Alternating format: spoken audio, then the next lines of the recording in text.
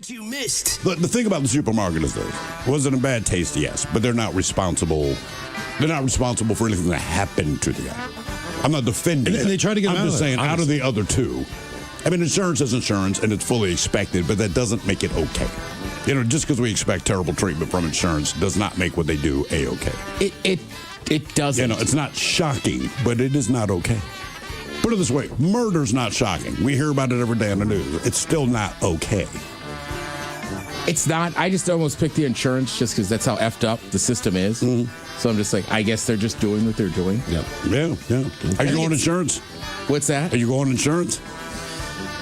No, I guess I'll go supermarket. If the family wasn't there, it's just tough. Like, I feel like I would drag the body. Like, can I at least put it in the fridge? You would drag. Damn. Well, I don't know. What's in the beer fridge? You can't. I would also be kind of pissed if I'm like babysitting somebody's kid and we walk in there and I'm got to be like, "There's a dead body, kid," right? And it's like it's the bakery department. It's like, I don't know. I'm going. They all suck today. Yep. First year in the Army, I'm stationed overseas, and my sergeant in my team has a party. Fancy deal. All the senior NCOs invited and their wives. I'm there, and it's getting late. The sergeant who invited everybody, it's over his house, and he's got two boys. One's 3, one's about 5. Towhead guys, little boys. And it's getting late, and they're getting cranky, these little boys. And the party's just humming, and it's only like 10 o'clock, but they're getting cranky. So the one goes whining to his daddy, Sergeant Good, and says, "Hey, when's everybody going home? When's the party going to end?" And the first sergeant, senior most NCO, and the whole battery is standing right there. And he says, "It ain't over till a fat lady sings." And the little boy points to the first sergeant's wife and says, "Is that the fat lady?" Oh, damn. Yeah, that's that. Oh, boy. Her? Yeah, what is she singing? Man, when do you start singing? Can I pick a song? I also want to go home, Dad. Yeah. But at least in your case, you screwed it up on your ex-wife's name with the woman you were dating at the time. Yes. Like he's the officiant at the wedding. I know. Right. Just get the name right, man. Either way. Like, that is... It's not good. And it was me, not someone else doing it. Right. Yeah, I'm just saying, like, that's like the main line to me. Now introducing...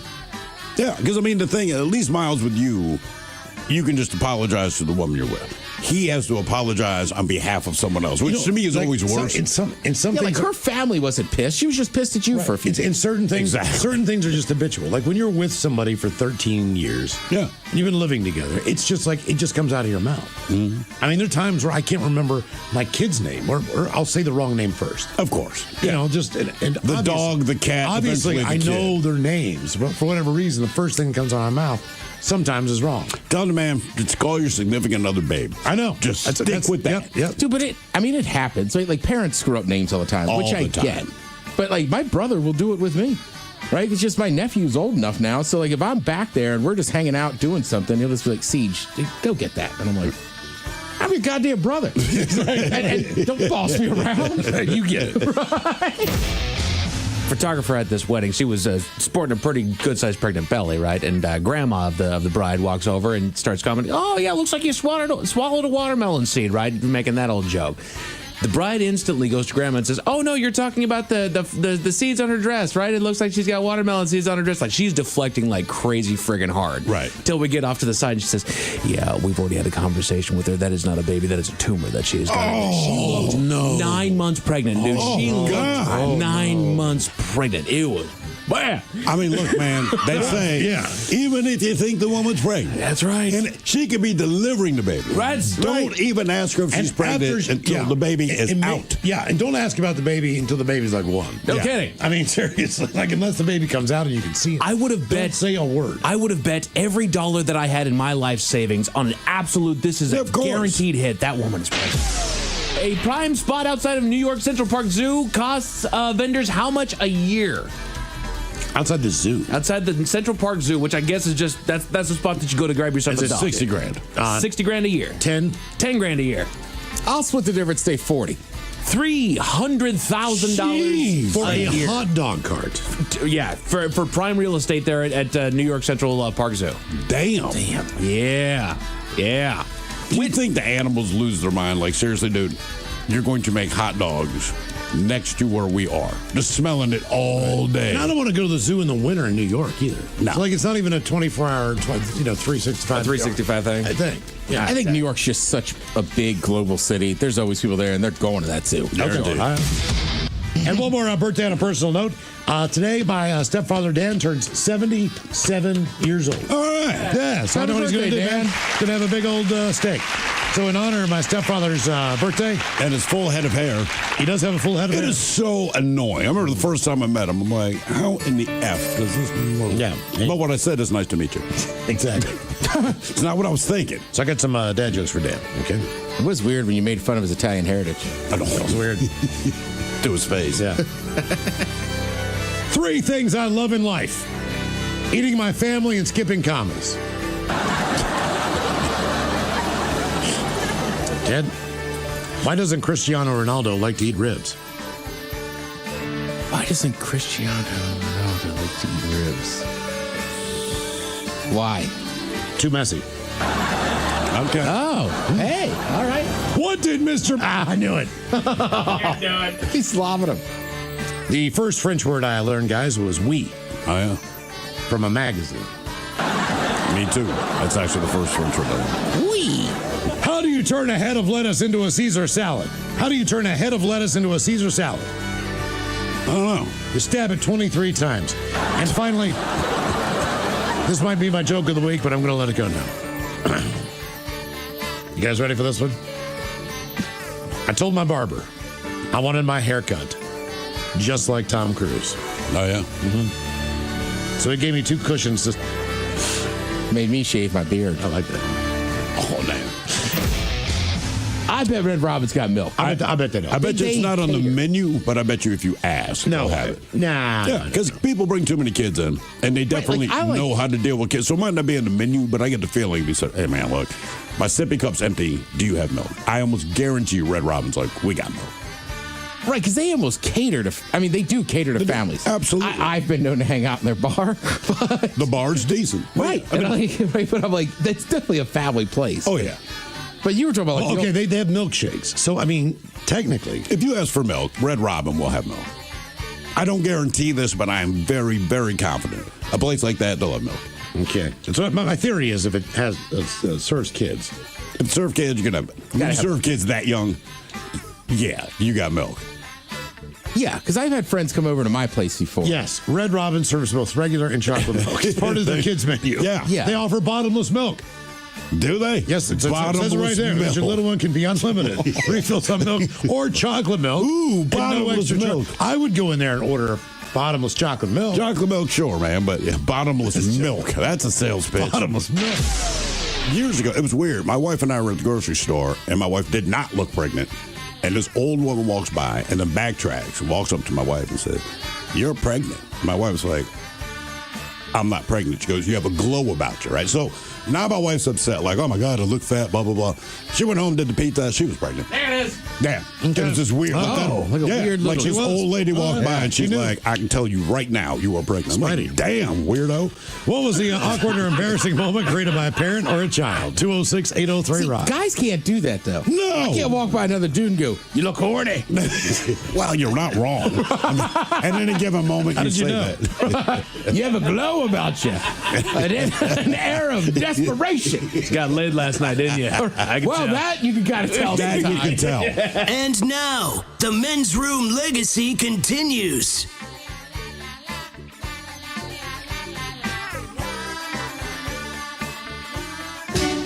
Unfortunately, what you're about to hear is real. The members of this radio program are simply not that bright, or what some people would call educated. They are merely stupid. They're not trying to offend anyone on purpose. And all have played doctors on TV. You have been warned and are cordially invited to join the party. This is the men's room. Forget it, man, and get with the countdown. Get with the countdown. Shake this square world and blast off for Kicksville. The the trippers, the grasshoppers, the hip ones, all gathered in secrecy and flying high as a kite. This is the Men's Room with Miles and Thrill. You know what they say, shake your radio more than 3 times, and you're playing with it. You're listening to the Men's Room. And away we go. Welcome to the 21st Amendment season, episode number 4564.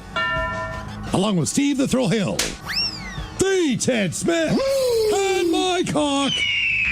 Montgomery! And you are the Men's Room. On tap today, once again, we play Big Dummy. Ted's Meat and Potatoes hits the grill.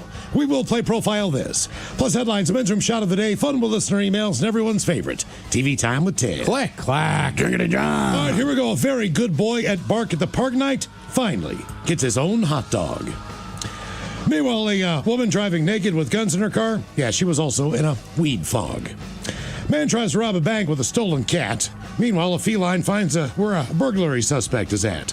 And a deer goes antiquing in Alabama. That is all coming on today's very special episode of The Men's Room. And now, here's the question. Hola, bitches. Good day to you and yours. All right, today is the day that we play Big Dummy, the game show that rewards you for your stunning ignorance. And here's how it works. You call us. We will spin the category. Getting excited, dude. I know, man. World Cup final. I know. Sounders in action tonight. I'm just fired up. He's got soccer fever, ladies and gentlemen. Oh, yeah. Fever. Got the fever. So we'll spin the category wheel, and then we'll ask you a question from that category. Here's where Big Dummy separates itself from your average, more reputable game show. We will continue to ask you questions until you get one right, because as always, we want you to leave here smarter than you showed up. Now, so far this year, our biggest dummy has been the lovely and talented Robert, who thought that Foul Play was a Broadway production about ducks, and found a way to answer 12 consecutive questions wrong. Can you do better? Of course you can. Everyone else has. So give us a call, and off we go on Big Dummy, brought to you by our friends at Advanced Hair Restoration. To be a contestant and play Big Dummy, call 206-803-ROCK. Like the Men's Room on Facebook, follow us on X and Instagram at Men's Room Live. Send those emails to the Men's Room at KISW.com, and now watch the show live on YouTube at KISW Rock.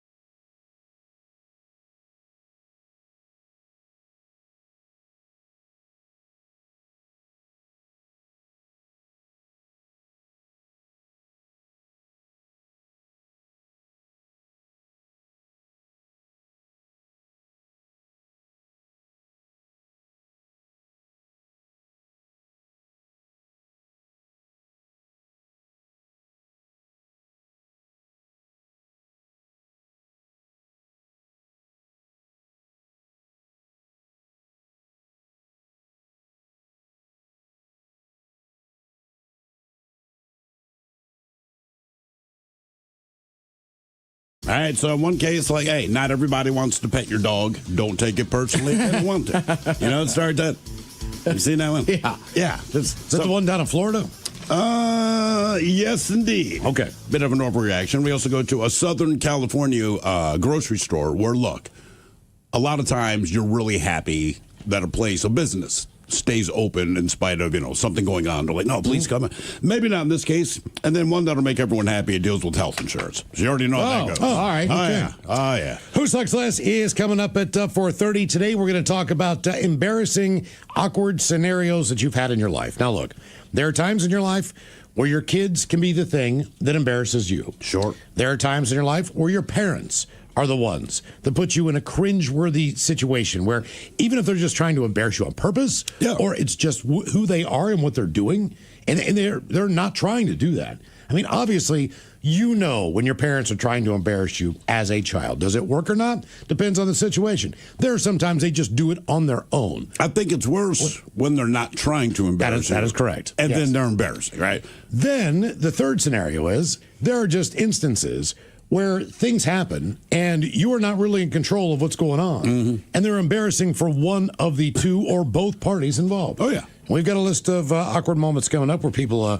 were watching movies with their parents for the first time. I don't know who would be in a more awkward position to be in. Depends on the movie, depends on the scene, depends on what you're seeing out there. You don't know when you watch a movie what's going to pop up. Nope, you sure don't. You know, I think my daughter at one point in time was, I don't know, she was way too young. She was probably 12 or 13 years old.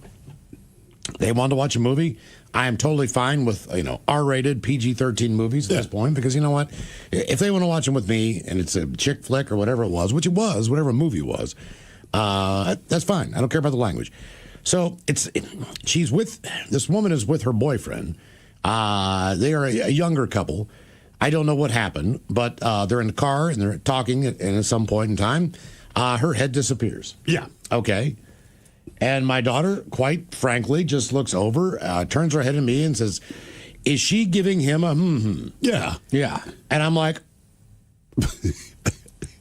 it appears that way. Yeah, I mean, you can't lie if they know. It appears that way. Now, but what's better? Would it be better if she said, what is she doing? Okay. Or is it better that they know what they're doing, they're just asking you to confirm? The thing was that, for me, I wasn't embarrassed by the scene. Yeah. I was just amazed because of how naive I am as a father, that I believe that my 12 or 13-year-old doesn't know what this is. But the way you explained it to me, it was something like the guy had tickets to something, whatever, and I'll do whatever to get tickets, but she didn't expressly say what it was. It's just implied by the way her head disappears. And the fact that your daughter immediately is like, she giving him a mouth hug? Like, yeah, I guess. That's pretty much. Yeah. So, because they don't say it. But that was not the most embarrassing thing with that kid. That kid at one point in time, I was living in an apartment complex in Baltimore, and right beside my front door was a in-ground swimming pool for the complex. Yeah. Okay, I'm at pool level. At any rate, I take my older daughter into the bathroom. She tells me she needs to use the bathroom. Now, so I tell my younger daughter, Ava, I was like, Ava, you just sit on this chair. You are not allowed to get in the water right now. Just chill out. Let me take your sister in there, and we're going to use the bathroom, and I'll be back. And as most kids do, if you have more than one, you know that if you take one to the bathroom, when you come back, the other one is going to want to go then, and not together like they should. No, it's a relay race. It really pass the baton. Yeah, they never. You can't do this together. No. Yeah. And keep in mind that with my older daughter, her bathing suit is wet. She's got swimmy army things on. Yeah. You know what I mean? And they're hard to pull off. Her bathing suit is just stuck to her. She's got like a suction cup because it's wet. Yes. She's got a swimmy diaper on. The whole thing is just a pain in the ass. It took forever. It was like a 10-minute ordeal to get a new swimmy diaper, to get the things back on, to get her swimming arms back on. It sucked because I had to take almost the whole entire bathing suit off to get the diaper off and get her pants down. So I go back to the pool. My older daughter's good to go. There is not a chair open, by the way, at this pool. I mean, it is packed with every neighbor like Saturday afternoon I have, and I am the only dude there. Yeah, it's every single mom with their kids. It's basically had to be a weekend, but because I had them, so I was a weekend warrior dad. And so I sit down, and Kate gets in the pool. My other daughter Ava gets in the pool, and Ava comes over and swims to me. She's like, "Dad, I gotta go pee now." And I was like, "Listen, Eva." I was like, "Look, here's the deal. You just gotta pee, right? That's it." She's like, "You don't have to poop, right?" She's like, "No, Dad, I gotta pee." And I said, "You just gotta pee, no poop?" And she's like, "Yeah." And I was like, "Just do me a favor, and you pee in the pool." She goes, "Dad, I'm not peeing in the pool." Screams it, and it echoes like within this corridor of buildings. And I look up, and like every single mom, every parent is just staring at me. I'm like, well, I guess we got to go to the bathroom real quick. It's like, I was just like, you mother. And that was the one where I was just like, God damn it. Like, I'm whispering to you. Right, and you're whispering to me. Right. We're keeping it under control. I know you're 4 years old or whatever the deal is, 3, but still, like, you gotta keep it together. Dad, I'm not peeing in the pool. I was like, golly, kid. My son did the opposite. I think he was 3 or 4. My parents were living here. They lived on Bainbridge Island at the time. So they had rented a smaller house. There's one bathroom in the house, but they had a big backyard. And it's like all family. Maybe it was like Father's Day or something, but there's relatives there. So it's not really a big deal. But my son has to pee, and I mean, he's doing, as little kids do. You just grip your junk and you're trying to, squeeze it and keep it in place. And I'm like, dude, look, there's someone in there. Keep in mind, this is older relatives. So when they go to the bathroom, like, bro, it's going to be a hot minute. You know what I mean? You can't rush the elderly in the bathroom. But even my mother, because, again, it's Bainbridge Island, so the property, it's just surrounded by trees. So my mother's like, dude, just wander to the tree line and pee. He's like, I'm not peeing outside. And all of us are trying to encourage him. I'm like, dude, you're losing your mind, right? You're doing the pee dance. You're grabbing your junk, the whole 9. We can't rush this person out of the bathroom. Just pee in the trees. Nobody cares. And I said, one of the beauties of being a dude is like, we can just do that. Well, he's not having it. He will not do it. He absolutely refuses to do it. He does not wet himself. But the relative finally gets out of the bathroom. And I mean, he's, Usain Bolt speed, goes to the bathroom, handles his business. Whatever. I don't really give it another thought. Later that same summer, I'm now at home in North Seattle, and we have a bunch of friends over, including his. There's kids, adults, everyone, people are drinking and all this. And he's in the basement. And in the basement, there is a bathroom. And the bathroom is completely wide open. There's nobody in there. And he doesn't say anything. He just opens the slider door, walks outside. We don't know what he's doing. Drops his pants, turns around, and starts peeing. And we're like, what are you doing, man? He's like, you told me to pee outside. I'm like, no. Listen, man, not all the time. We're saying, like, if you can't get to a bathroom and outdoors is available, I don't mean just go outside and pee every time you have to pee. And he's like, okay, well, I didn't know that. But it's just weird because there's a hush. And keep in mind, it's not that it's a big deal. Kids really do take parents literally. They take you very, because I did say, and keep in mind, his grandmother had confirmed it, dude, just pee outside. So that's what he just started doing. I'm like, oh my God. I mean, there's like 40 people looking at him, including like little girls. His wangs hanging out. And he's hands on hips, just peeing like the little fountains that people get in their backyard. And I'm like, man, so I had to pull him aside. I'm like, listen, you can't just pee outside. And I'm like, and there's no one in the bathroom. But you said pee outside. I'm like, oh my God. So in the circumstances, you do have to break it down. I'm like, okay, let me go. So I had to call my mother and I told her, I'm like, your goddamn grandson now just pees outside. She's like, why? I'm like, well, because you encouraged him to, and he truly believed that this is the power move. And I confirmed, as a guy, we can just go out there and do it. So he's like, I'm a guy. There's the outdoors. I can go out there and I don't care who's watching. So my cousin, kind of on the P tip, his son is like, I don't know, probably 9 or 10 playing football. All right. And my cousin did play college ball, right? So it's during a game. Like, it's hard to describe, but sometimes, like, the football field, it is just far from where the bathrooms are. Always. So he's coaching. His son comes over, and he's like, Dad, it's during a game. He's like, I really got to go. I got to pee. And he's like, he just kind of nonchalantly, just pee your pants. And he's like, I can't. And he's like, don't worry, the pros do it. The other linemen will hate it. Again, doesn't give it a second thought. Kid's like, I can't. He's like, just do it. So then, like, I want to say, like, the next week, like the game kicks off, and he sprints over to my cousin and goes, Dad, good news. I already peed my pants. And he's like, now, hang on. Right? And I think he did it once in practice. He's like, hang on. In practice, we have time to go to the bathroom. He's like, it's merely like in the middle of the game.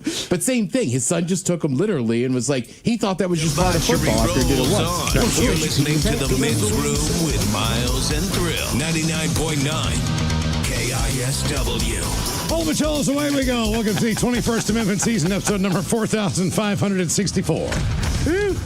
What a large and a charge program we have for you today. Guaranteed future repeat. The head chef is back. Ted's meat and potatoes hitting the grill. Doesn't exactly feel like summer right now, but, weather's getting better for the weekend, and summer is officially kicked in. Yeah, and don't let a little rain or whatever stop you from grilling. Now, if it's lightning, maybe go inside.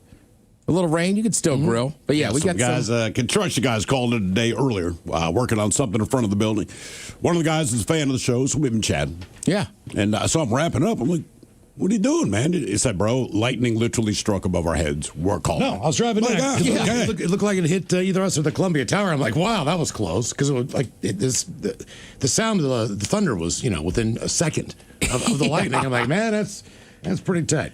But what are we putting on the grill? Anything? We have some rules of things you should never grill. All right, so we're talking about things you should not grill. Things you should not grill. Just some stats on grilling. The average American, how much they grill, and what they like doing on that grill. Okay, what's your favorite thing?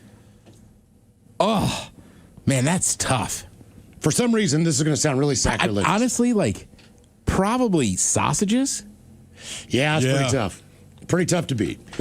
Burgers are great, but sometimes, especially the men's room sausage from Ollie's is so good. It's fantastic. By the way, would we buy it? Fully stocked at the Fremont PCC. Nice. Yeah, they have a ton of it there. If we're grilling burgers, we'll buy a pack of that, grill it up, slice it up, and just kind of pick at it. Yeah, it's your finger food while you wait for the burgers, right? Last time I did anything on the grill, I did chicken wings and chicken legs. Ooh. And I know that sounds like, chicken wings, you typically want to deep fry them. Chicken legs, I forget how good they are when you put them on the grill, man. Oh, yeah. It's kinda drumsticks? Yeah, about a pack of 6 or whatever it was. I'm like, this is awesome. I have a buddy, Oliver. He cooks, will use charcoal and just really low and slow. Yeah. And just lightly keep adding Frank's Red Hot and stuff. By the time those chicken legs are done, you're right. It is so good. So good. Going to the grill with head chef and Ted's Meat and Potatoes coming up at 4:30 on the program. And today is the day we play the game known as Big Dummy. It's an easy game to play. We spin the category wheel.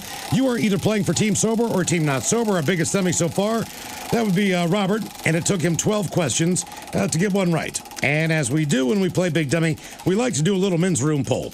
Now, the last time, we asked you if you could get busted doing one of these 3 things. Everyone knew you were going to do... right, this is made public. Did. Yeah, exactly. Or your other option would be to be attacked by a shark, okay? So the first thing you could be busted for was cannibalism. Yeah. And there was some story in the news about something, I can't remember. I think he worked in a morgue. Yes. So they were already, he wasn't murdering them. They were already dead. But he was eating the meat. Correct. He was eating. Well, he collected body parts, ate some of them. Yeah, he was that guy. Right. So we had a cannibal. We had a necrophiliac who. What was his deal? How many? Didn't he work at a morgue? I think that was the same thing. That's they're taking advantage of working at morgue. But it's a different guy. Right. Correct. We had a bestiality story in the news or big attack by a shark. Mm-hmm. Okay, so these were your options. You could either be I guess if you're working in a morgue, you've already decided to eat people or be a necrophiliac. You might as well knock them both out. Well, cannibalism just do both. I mean, cannibalism just means that you have eaten human. Yes. So that is exactly what that means, Miles. What I'm saying is okay. Like murder. It just means I killed somebody. Would you try it if someone grilled some up? If that was part of the culture? If it was it was collected properly. Right, all the things. Yes, if it is a cultural thing, I understand that. But if I just went to your house and you're like, hey, side note, man, that meat on the back, that's people. Then no. Yeah, well, people will tell you, when you're in Sicily, just be sure to try the horse. It's delicious. Correct. So I'm saying in that vein. Yeah, I would try. So you would try, then you would be a cannibal. That's true. But when you tell everybody? No. You would not. I would answer the question honestly if they asked, because I don't feel like that. Okay, that question comes up much. Is it going to be direct? Like, what's the most exotic thing you've ever eaten? Would you go human? Yeah, I would say I ate a person. I ate part of a person. I just don't want to try human. As you know, when it's like an animal attacks a human, it's it's got a taste for human blood. Like, what if it's I really like it? Well, then you got a problem. Right? If you discover, dude, this is the best, most tender meat I've ever eaten. Oh, my God. I think you just have to move there. Move to the place where that is okay. Okay. All right. I mean, well, what else are you going to do, man? I just don't know how I'm moving.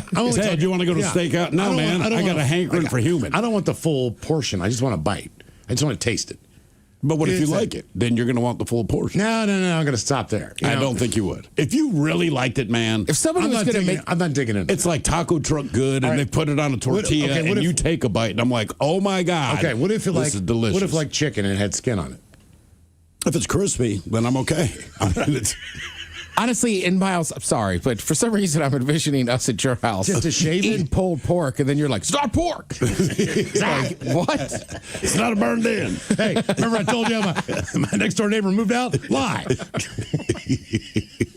All right, so here's the results. we put the poll up if you follow us on X at Men's Room Live. So get busted doing one of three things or being attacked. I will argue cannibalism. If you're going to get arrested for one of those three things, that's the best one to go to jail for. Because I just feel like, the other, and none of us are built to go to prison. I think we can all agree with that, right? Yeah. But if you go in, like, you could be a murderer, you could be a rapist. When dudes hear that you ate somebody, I just feel like you get a wide berth. Like, people are not going to mess with you, because that's scary, man. You wouldn't give wide berth to someone who's a bestiality person? No, because I'd be like, bro, what are you thinking, man? Yeah. I mean, seriously. I think he's kind of right. It'd be like, oh, man. This guy's crazy. Bestiality, you make fun of him. What was the other one? Necrophilia? Oh, again, make fun of them. Like, you don't scare me. You're just weird. Right. Cannibal, man, I don't know. That's a different thing altogether. So here are the results. What do you win for? You don't want to know. Cannibalism. Coming in fourth place with only 4% of the vote, the least of these scenarios. You would not want anyone to know that you are into bestiality. Yeah. And then you did this. But how does it even have a percentage? It's close. 6% in third place said necrophilia. However, 27% in second place said cannibalism. Sure. So overwhelmingly, that was my pick. Out of the four options, 62% of you said, if I had to choose from any of these, I will be attacked by a shark. Correct. Right. That's the poll. That's the easiest one to explain. All right. I don't know. I'm taking cannibalism over the shark. I really am. Okay. Well, maybe getting attacked by a shark got you into cannibalism. You're like, why did he like me so much? I get the feeling the moment a shark attacks you, like, arrest me for having sex with the pig. What if you were served raw? Like sashimi? Tartar? Yeah. I mean, again, if it's prepared right and culturally I'm in a place that does it, like, all right. Okay. I mean, if it doesn't come out of the ocean or a body of water, I generally will not eat it raw. I've tried steak tartare. What if I pulled the dead body out of the ocean? I'm just saying, like, I've tried steak tartare with thrill. I've tried it a couple times. Yeah. I don't know. There's something about I just can't get into raw meat. I don't mind it. Actually, I don't mind it. But again, they're not just like shaving it and throwing it on the plate. They mix it with stuff. Yeah. Exactly. It's got some lime in there. All right. So this week's poll, we are inspired by scientists. Let's get some lime. It's, Would you squirt lime on your person taco? I say, Miles. Yes. Look, the taco. Absolutely. It's human meat. Yes. I'm not going to add, but I chopped onions, cilantro, salsa. Probably radishes, onions. Well, I think most people. I'm not giving you radish. I'll serve you a person before I serve you a radish. Traditional taco. I think most people that end up eating like dog or cat, though, do not know it. And they ate it at a restaurant that was served. I think in this country. Yeah, I mean, maybe. Right. In other cultures, it's fine to eat dogs. I mean, that's why a chow. It's not why a chow is called a chow, but it's why we call chow chow. Or a chow hole. Yeah. Okay, so this week's poll is inspired by scientists. They collected 160 spider species, all right? Yay. For one goal, and for one goal only, to find out which one was the fastest. That was it. That's it, all right? So they said Australia's brown huntsman emerges as the fastest spider on Earth. Of course it does. More than 250 species were studied altogether. They say the famous leggy house guest just picked up a potential world record. The brown huntsman spider, a common East Coast resident, as large as a human hand, has been flagged as the planet's fastest spider after scientists clocked it at a blistering peak of 3.59 meters per second, or about 8 miles an hour. Dang. Okay?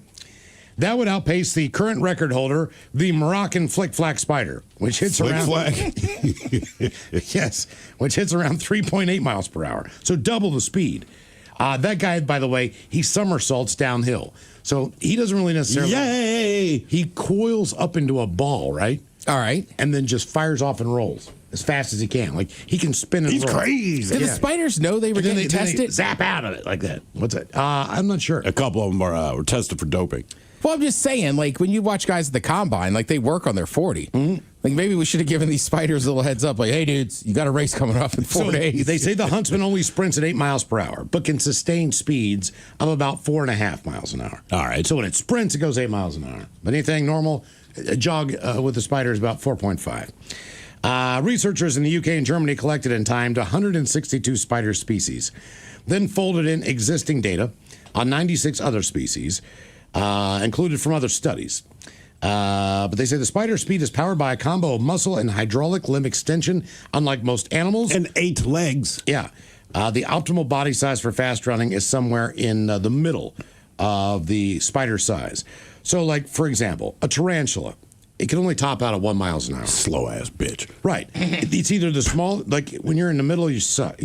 But when you're bigger or sometimes smaller, all right, you can fly. And so we're inspired today by the spider study. I mean, I think the size affects everybody's speed. Yes, and keep in mind that a human being can, on average, in fact, run about 10 to 12 miles an hour on a short burst. That's like about for how long? All right. That's a short burst, okay?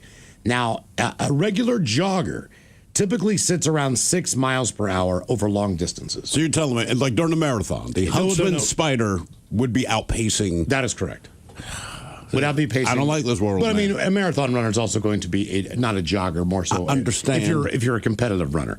So the average person is 10 to 12 miles per hour. Now, as far as animals on this planet, this is real quick. I just gotta say, for Seahawks fans, you guys probably remember that infamous play where DK Metcalf runs down Buda Baker. Down, He hit 22 miles per hour. And that was crazy. With pads on. Yeah. With pads, right. Now that's somebody who can actually run. Human beings cannot do that. Like regular people. That's why we don't look like That's him. why we watch him on television. Yes.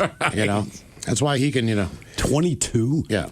Yeah, he reached a top speed of 22 miles an hour. See, that's why you don't F with bouncers, right? You say something stupid, you step on the sidewalk. Imagine he's the bouncer. He's going to chase your ass down. Oh, yes. Yeah, he does everything to the extreme. Complains, runs. Yeah, he gets penalties. Does Ted Boops, Bunny Ranch stuff all every night. He does. He's a group guy. Yeah, he does. He likes to have a lot of people involved. So, so we've been told. Let's see. Allegedly. Yeah, allegedly. So the African bush elephant. Now that thing, it will run 25 miles an hour. So damn, is that just the standard? That's how African fast elephant we're picturing. So he could run down DK. Oh yeah. Don't slow ass bitch. Now the African wild dog, the hyena. Yeah, that baby's going 45 miles an hour. That's why he's laughing the whole time. Okay. The black mamba. We're still in Africa. Snake. 20 miles an hour. Double the speed of an average human being running. And they're on the offensive. Like they just see you like, I'm going to go bite that guy. Yeah. Like you don't need to step on them. If they see you, they want to bite you. I'm going to go get that. And they just go after you. And they bite your ass. Brown bear. 22 miles an hour. You're screwed. Same speed as Metcalf. If you get anywhere around there. Cheetah. 75 miles an hour. God. We know they're fast. That's what they're known for. The cheetah is built. Yes. I watched this whole thing, like the way the cheetah's lungs work and everything else.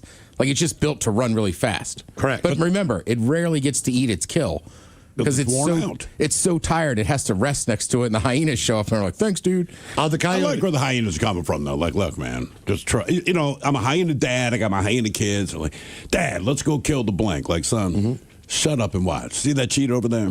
He's going to grab that thing. Now, when he starts huffing and puffing, me and like 15 of your friends, we're going to take it. Now, here's some crazy numbers. Coyotes we see around here, 43 miles an hour. Really? Domestic cat, your cat in your house, it can go 30 miles an hour. I don't know if Double Rainbow can. 30 miles an hour. Sorry. Elk, we see them all the time in Oregon and Washington, 45 miles an hour. A Galapagos turtle, 0.2 miles per hour. Now we're talking. Garden snail, 0 miles per hour. All right? I'll get there when I get there. Fox will go 42. Greyhound goes 40. Greyhound goes 40. They race them at tracks. A grizzly bear runs 35 miles an hour. I'd go watch grizzly bears race. Yep. Horse will go about 55 miles an hour. Said you want to go see the bears run, man? A mouse in your house runs the same speed as a human. It'll run about 8 miles an hour. Damn. Okay. Lion goes 50. 50. A Mongolian wild ass. That's a donkey. It goes 40 miles an hour. Really? A donkey? Ostrich, 44 miles an hour. Polar bear, that'll go 20. A pronghorn, like they have in Oregon, 60 miles an hour. Jesus. Correct. Kangaroo, 44 miles. Roadrunner only goes 20. So what we've done... A kangaroo can hop 40 miles an hour. That's correct. You know how many vaginas a female kangaroo has? It's true. I just read it today. 4. The reason to bring it up. I don't know. 3. Oh. Yeah. A wildebeest goes 40 miles an hour, so does a zebra. So what we did was we took... My house, by the way. Do you know the only place you can go watch greyhound racing anymore? Charleston, West Virginia. Charlestown. There's one in Wheeling and one in Nitro. Oh, yeah, and just in West Virginia. Yeah, just West Virginia. I guess they got rid of it in Florida, too. I saw it in Florida years ago. Yeah, so I thought Florida was a hotbed for it. Huh. Oh, they've got a lot of private airports there as far as getting coke in and out. So I'm sure that's probably it's got yeah. You don't want to drive that stuff on the major interstates. Yeah. So you basically just got to fly in. So that's probably how they do it. So today we're going to ask you to beat one in a race. In other words, what do you think you could beat in a race? And we have how long are we running? Do we know? Is this 100 yards? Are we going? Whatever you want to do. Do you want to do a 40 or 100? I'd say you got to go 100, right? Because for 40 yards, for the most part, you can kind of sustain your speed. You go 100 yards, you're going to start to slow down. 100-yard sprint is a long run. I know. Okay. That's what makes it interesting. All right. So all these things run about the same speed as an average person. So you're going to have to pick which one you think you can beat. Okay? All right. So the 4 choices. The first one is we have the chicken. Now, the average speed of a running chicken is 9 miles an hour. Now, keep in mind, that's average, but an average person is about 10. They can reach speeds up to 15 miles an hour. The chicken that you eat for dinner. All right. You can go faster than a human on average. All right? On average. So but not fast enough to not be eaten. You could race against a chicken. You could also race against a giraffe. Now, their average speed is about 10 miles an hour. That's it? Yeah. They're kind of just more of a galloping, and hard to find in Texas. Their neck doesn't do them any favors as far as speed goes. Okay. Next up is a pig. Now, a pig can fly, believe it or not. A pig can I've run from the pigs, brother. A pig can peak at about 13 to 14 miles an hour. The pig, huh? The pig can fly. All right. Yeah. And then finally, the eastern gray squirrel, which can hit top speeds of about 14 miles an hour. A jittery 14 miles an hour. Yeah. So you can race against one. In the one you think that you could beat. Is it a chicken, a giraffe, a pig, or a squirrel? Distance matters. I think I could get the giraffe in a 40, but not the 100. I'd say the 100 is going to be he's going to be steady, too. Yeah. Man, that's tough.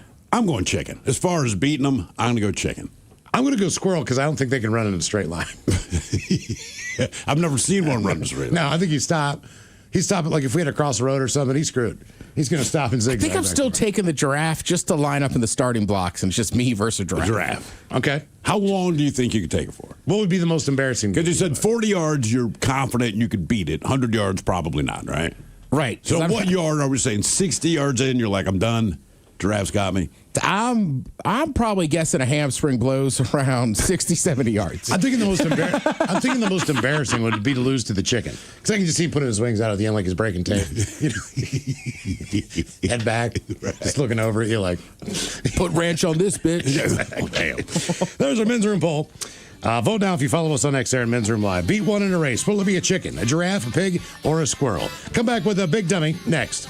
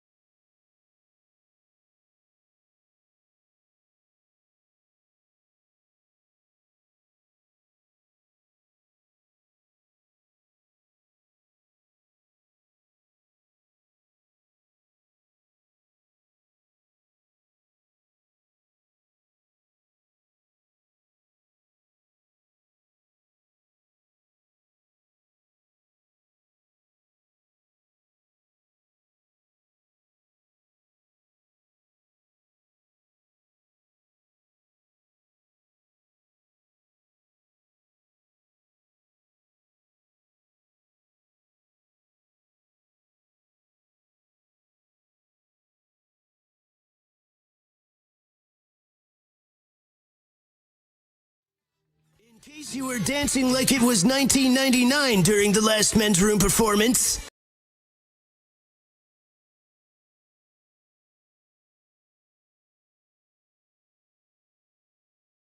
Kid. He had never been out of Houston, and even then had never been out of the project. He's 3. He's 3 years old. And again, just the sweetest kid. He's 49 now, has 5 kids. He's still a wonderful human being. But he did not know a lot of things. And we're all in the car. I don't remember where we were going, but we stopped at a light.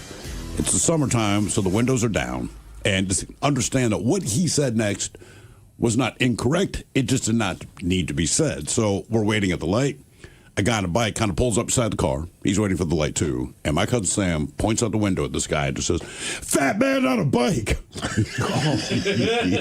Jesus. I remember, like a bicycle or a motorcycle? A bicycle. Oh, wow. The guy, yeah. Oh, the guy absolutely heard him. I mean, this guy's head Fat man on a bike. Fat man on a bike.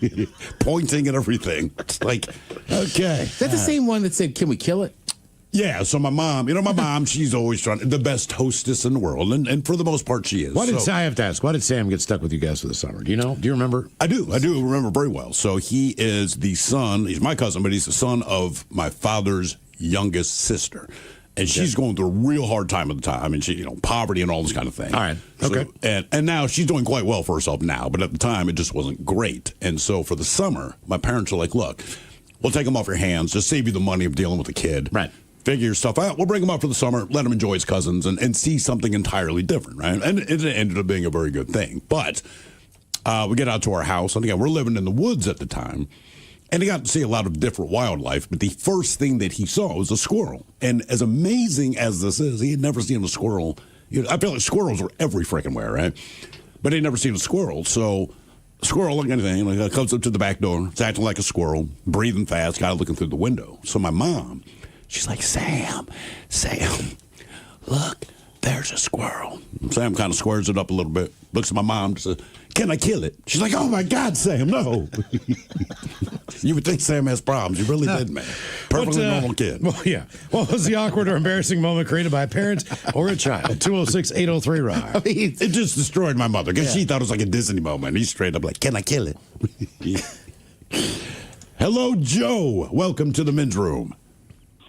Hola, bichola. Hola.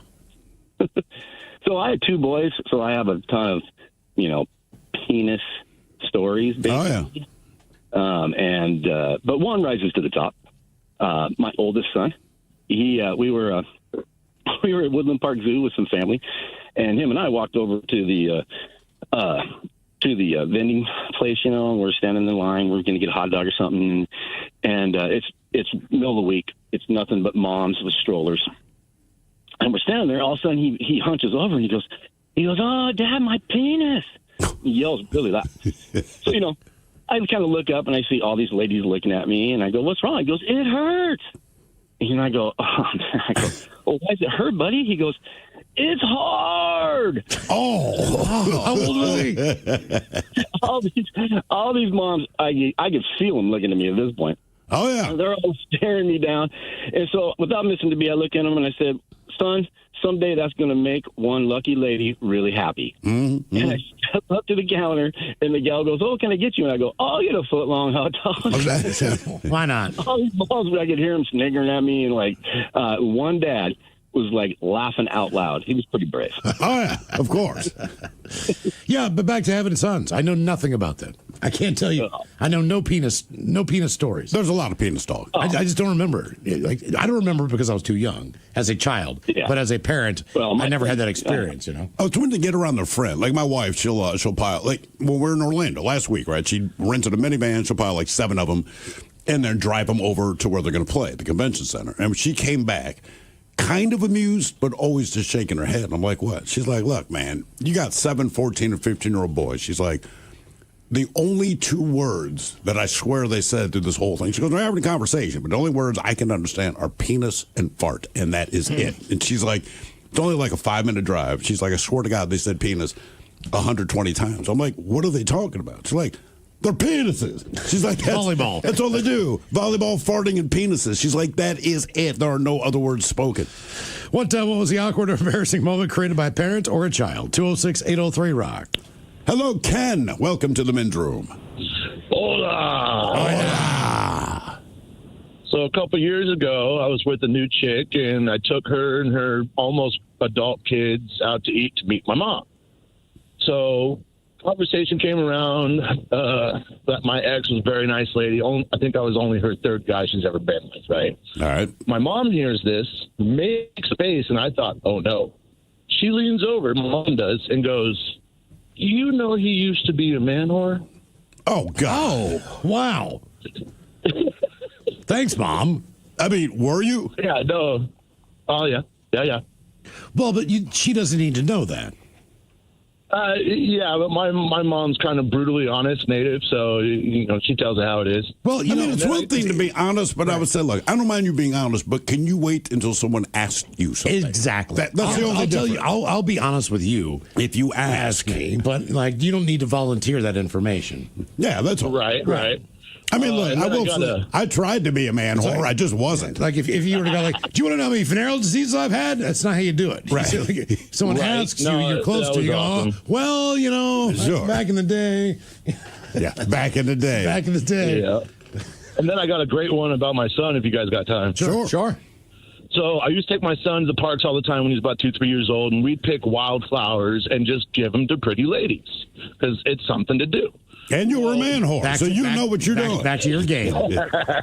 So this is like 16 years ago, but he picked a beautiful little handmade bouquet of wildflowers, and he is looking for a woman. And I'm pointing out, cute chicks here and there, thick, blah, blah, blah. And he's like, no, Dad, I got to find this one I saw earlier. Okay, sure. So we're going to leave, and he sees this chick in a V-cut shirt, very well endowed chest. And he goes, yes, runs up to her, goes, here you go, pretty lady, and hands her the flowers, very polite. He asks for a hug. She goes, oh, of course, and she leans down to hug him. This boy grabbed her shirt and yanked out the yitties. What? Wow, really? On a public trail. I severely apologized over and over again. And she goes, no, it's okay. Kids are kids, blah, blah, blah. And I was telling him, boy, you can't do that. That's inappropriate. You can't touch people like that. As soon as she walked away, that was the most amazing thing I ever seen, son. Thank you for being a kid. How old was he? About 3 or 4 around that time. It was a long time ago. All right. Yeah, I wonder what the age cutoff is for that, right? Yeah, I feel like maybe Dad taught him that trick so he could see him. Yeah, I was going to say, man, that's the sense I'm getting. Oh, no, he did it again. You're 3 or 4. Look, a yam sandwich. What was the awkward or embarrassing moment created by a parent or a child? 206-803-ROCK. Got a buddy of mine. He lives in Mexico now. Hey, by the way, real quick. I think the one thing we're learning today, whether they're children, little boys, or full-grown adults, we just can't seem to handle ourselves around. If you find a woman attractive, we get stupid, right? I mean, it's a fact. It's a guaranteed fact. A buddy of mine, he was, I guess, older teenager, so 16, 17 years old. He has an older brother. His older brother, from his perspective, is the super cool guy. So when his older brother invited him to whatever party, he was excited to go. He's like, I go to this party. I don't really know a lot of people. I know some of my brother's friends, but there's this girl there that he just keys on. And he goes, you know how it is, man. You're a teenager, and the woman I see, in my opinion, is the most beautiful woman I've ever seen in my life. So I'm trying to figure out a way to work up the courage to talk to her. I'm like, okay, how did it go? And he's like, again, I'm a teenager, so I'm awkward. I don't know. He goes, but I keep drifting a little closer because she's holding court with a couple of other girls. So he's like, I'm trying to listen in on the conversation. Is there a band that she's going to mention? Like anything, right? And he goes, I realize she has a very unique way of speaking. So when there was a pause in the conversation, he goes, and this is my Romeo moment. He looks at her and says, I can't quite put a finger on it, but I hear that you have an accent. And he said, she turned around and said, I have a speech impediment. Oh, dude. I did it this weekend. No, you didn't. I Come did on. the same exact thing. No, you did not. I swear to God, I kind of blanked it out of my mind dude. until you just said that. 99.9 KISW and KISW HD1 Seattle. Always live on the free Odyssey app. From the Pinky's Plumbing Studio, you're in the men's room. Text the guys at 206-803-ROCK. Game is Big Dummy 206-803-ROCK. Steve, who is our first contestant ready to play the big game? Hello, Matt. Welcome to the men's room. Hello, bitches. Hola. Matty on Team Sober or Team Not Sober? Team Not Sober today. All right. What do you get into, Matt? Just a little weed. All right. Okay. Okay, Matt, you're in a foot race. Who do you think you can beat? A chicken, a giraffe, a pig, or a squirrel? I'll go with a chicken. I'm trying to beat that chicken. All right. Yeah. I wanted to do that this morning. Again, average running speed 9 miles an hour. A chicken can get up to 15 miles an hour. Can get up to. But you said the average is what, like 8, 10? 9. Okay. All right, Matt, here is your question. The city of Hamilton is the capital of what Caribbean island? Hamilton.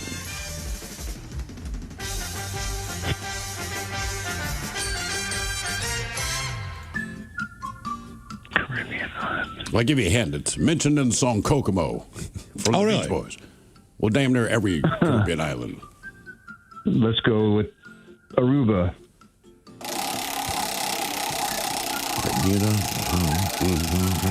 mean, the cover most of them. It is one of them. Bermuda? Bermuda, yes, right. indeed. Is Bermuda its own country, or does somebody own that? I believe it's its own country. All right. Or maybe it's a territory still, but I think it's It seems like independent. most of those islands are owned by somebody. Well, the Virgin Islands are. I think Bermuda's separate. Jamaica is. Cuba is. Bahamas are. Right, because like Puerto Rico has its own government, but it's still our territory. It is our territory, yes. Yeah. Bermuda is a British island territory. Oh, all right. Well, there you go. 181 islands. Damn.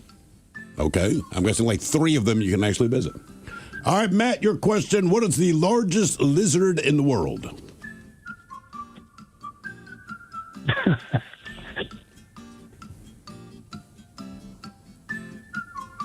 Gila monster. Komodo dragon? Komodo dragon.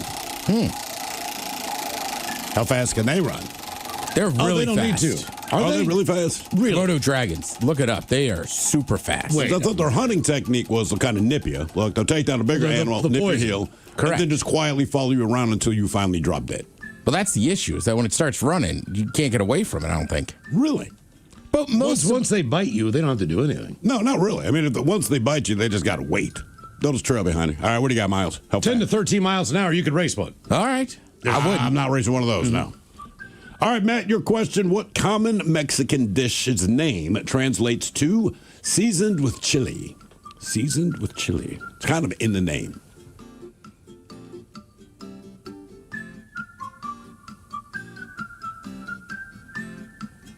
Weed makes you quiet, Matt. Yeah.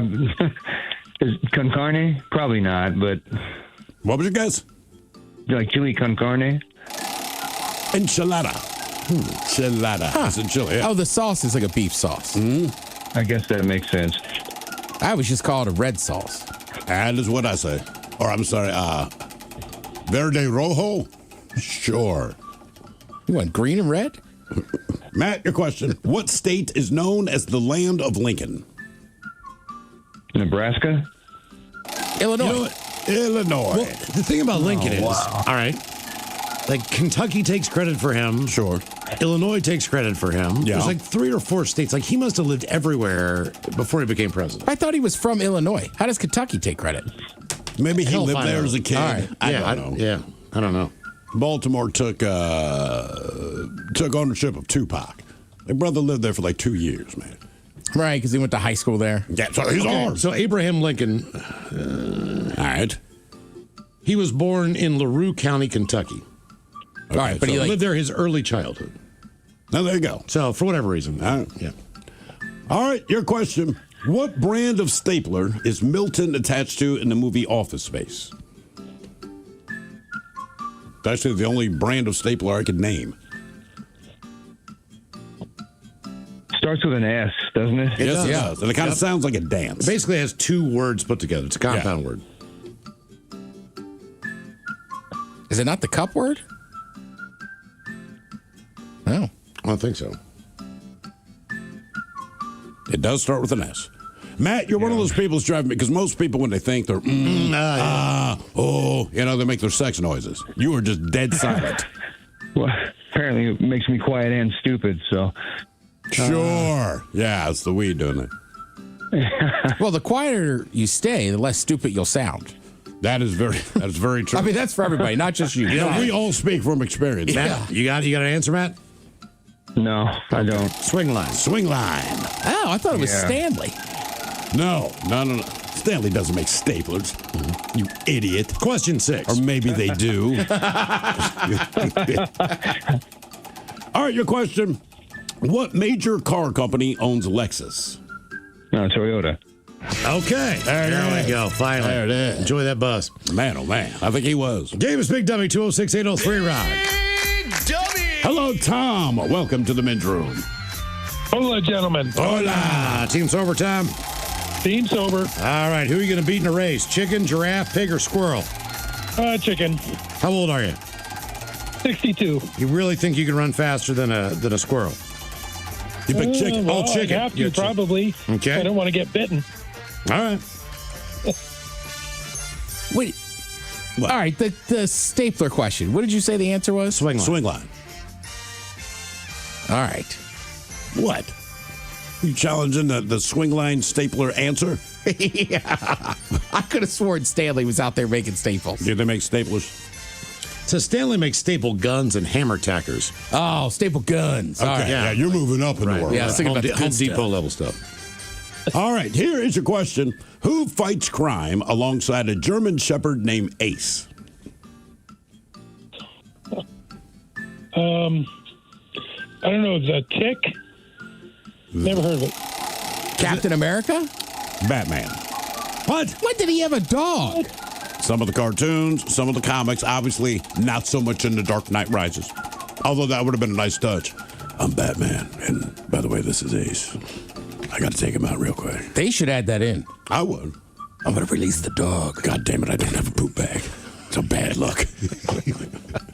Batman let his dog poop in my yard.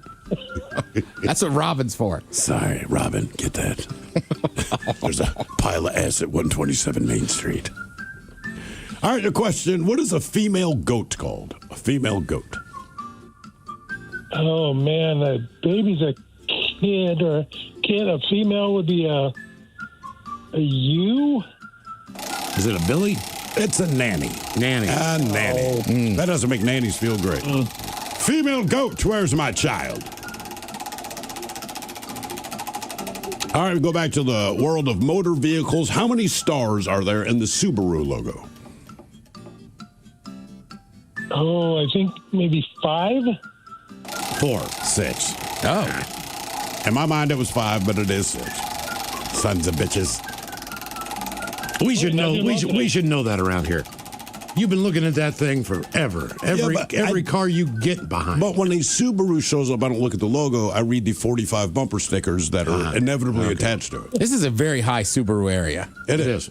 Yeah. Do they sell Subarus like the bumper stickers already on there? Or is it just if you buy, And here's the thing. You go to the East Coast, you don't see them at all. No. Okay, until you get to Vermont, until you get to New Hampshire, until you get to upstate New York, until you get to areas with snow. Because I feel like Volvo is on the East Coast, what Subaru would be here.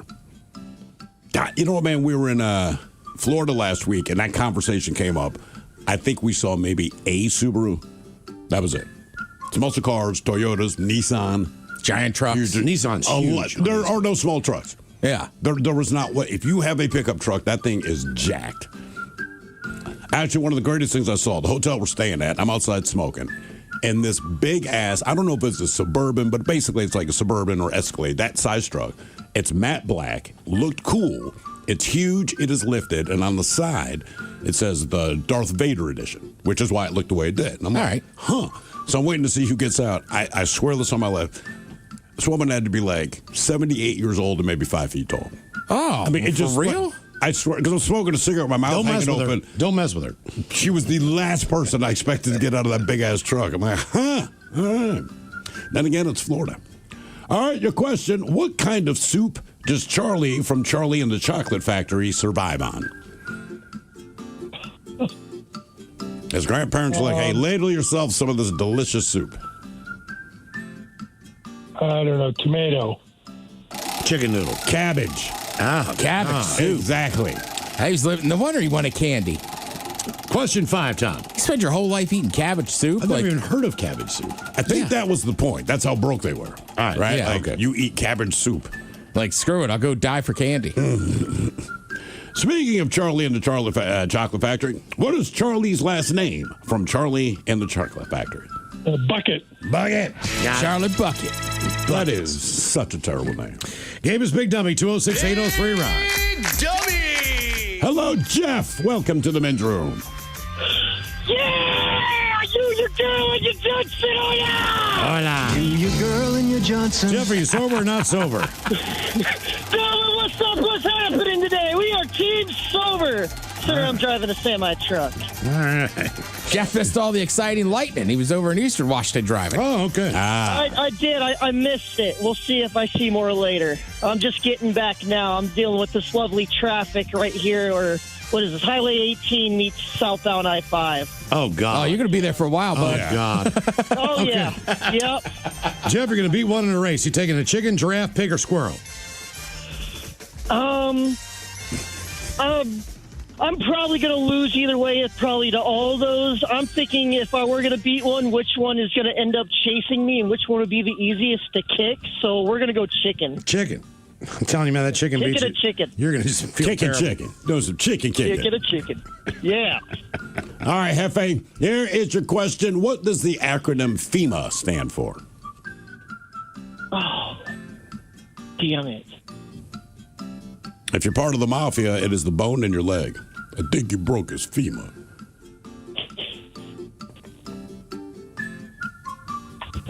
Yeah, I don't know. Federal Employment Men's Association. I know that's wrong. I have Federal Emergency, is it Management Association? Agency. Agency. Federal Emergency Management Agency. So I actually got the first letter right there? Yeah. Yeah, the federal. Oh. Yes, you did nail that. All right. Okay. Believe it or not, Count Chocula has a first name. Is it Vlad, Bruce, Alfred, or Barnabas? Vlad, Bruce, Alfred, or Barnabas? What is Count Chocula's first name? Alfred? No way. I like Bruce. Alfred Chocula. I like Bruce. C. Party on, guys. Yeah, man. Yeah, man. I think Bruce was the name. I'm not 100%, but remember Fruit to Brute when that came out? I think It's Bruce Bruce was Brute? the name. Dude, it's Alfred Chocula. You can have. I mean, like, come on. All right. Yeah. Well, we're splitting hairs here, man. Davis Big Dummy, 206-803, Rock. Big Dummy! Hello, Brad. Welcome to the men's room. Hola. Oh, yeah. Brad, are you on Team Sober or Team Not Sober? Not sober. Not Sober, Brad. Here we go. Okay, you're in a foot race. Which animal can you beat? Keep in mind, all these are roughly the same speed of a human. Chicken, giraffe, pig, or squirrel? I could beat all of them, but I'll go giraffe. You're going to go giraffe. I think giraffe just for the fact that you're racing a giraffe like Ted said. It would just look cool. Yeah. Yeah. And if you beat it, you'd be like, yeah. Tell sweet to sad at you. Right. Calm down. All right, Brad, here is your question. What California beach is nicknamed Muscle Beach? Is it Venice? One and done. Nice job, All Brad. right, hang on. Before we let you go, give you a 50-50 question. All right, true or false? Leonardo DiCaprio's first on-screen kiss was with a man, baby. True. Let me guess. Hold on. I don't know the Let me guess. So when he was younger, he was in... What's Eating Gilbert Grape? He was in My Own Private Eye. Keanu Reeves. No. It was not Keanu Reeves, because I'm not even sure if I've heard of the actor. Oh, wait a minute. My You're Own saying Private Eye, Leonardo DiCaprio's first kiss on screen? It was with a dude. Was it Mark Wahlberg? I don't think so. Oh, I thought maybe Basketball Diaries. I'll tell you, pull up the movie. It's called Total Eclipse from 1995. That's the name of the movie he was in when he kissed a dude, but I'm not sure who the actor was. That's a movie where it kisses a dude. Is there a better way to describe it? I don't know what the plot Now is. Bonnie Tyler's coming up. No idea what movie, or what the movie's All about. right, here we go. All right. Really? Kiss. Does it say who he kisses? Leo. Let's see. No, it's all right. How do they not say who he kissed? David Twells? I think Yeah. Game Twellis? Love Scene with David Thulith, Joe Jackson. Yeah. That guy's in Harry Potter now. David Thulith. This guy. Yeah. One kiss from Leonardo, next thing you know, you're I'll be dead. Harry Potter He franchise. put a spell on him. Davis Yes. Big Dummy, 206-803 Rock. Big Dummy! Hello, Joshua. Welcome to the men's room. Hi, fellas. Hola. Joshua, you sober or not sober? Sober. All right, welcome to Big Dummy. All right, Joshua, who do you think you could beat there in the race? A chicken, a giraffe, a pig, or a squirrel? Yeah, I'm inclined to pick the giraffe, but it's a giraffe. I don't want to be trampled, so give me chicken. You can take the chicken. Don't be scared of that tall bastard. And Joshua ended up dying when he was trampled by a chicken. That chicken kicks your Have ass. you You're going to feel seen awful. giraffes? They can trample you. They if you've can. seen it- Yeah, they can. I'm just telling you. Yeah, don't be intimidated by them. I think the one that just smokes them all is a pig. You don't realize it, but a pig just takes it. Oh, yeah. You know? Oink, oink. I feel like a pig would know it's being competitive also. Can you eat giraffe? Is it the only one on the list that maybe is not food? Somebody's eating it along the way. I guarantee you people are eating giraffe. What do you have, like neck? The neck? I don't know. I'm still trying to figure out where he wears his bow tie. Lower high? Place it up top by his face, or is it down where his neck starts? What would you recommend? Giraffe comes to you. It's always his wedding the day. bottom of the neck. Right, so he's just down there. But it's got to be the bottom. Right, but our necks are so short, it looks like it's... But we don't wear anything up here. I'm just saying, it's been boggling the internet for years. Where does he wear that bow tie? What do you recommend? I think he should wear it high. I agree. You're getting photos taken like, dude, wear it up under the chin. Where your face is? All right. Yeah. Okay. Fair enough. I also don't know why he's dressed up. Or why he's asking our advice on how he looks. But. Excuse me, fellas. Hey, this will sound kind of weird because I'm a giraffe. The guy that kicked my ass in a race. Right, it's after the race. Anyhow, where should I wear this bow tie? Right. So I want to talk to you about, man. All right, here is your question. What holds the bit and a drill? What holds the bit and a drill? I don't know, a socket? I don't know what you call it. Well, that's what the very question is. Drill mouth. Yeah. Drill mouth. That's that chick we dated. Drill mouth. The Chuck. Oh, the Chuck. The Chuck. The other name for the chick you dated. Drill mouth and Chuck. Drill mouth truck. Yeah. All right, your question. Which actor bought the first Hummer made for civilian use? Oh, yeah. Bought the first what? Hummer. Humvee. For civilian use. Oh, Hummer. I don't. It makes sense. It absolutely does. Actor. Well, it doesn't make sense to me. I'm just going to say Matt Damon.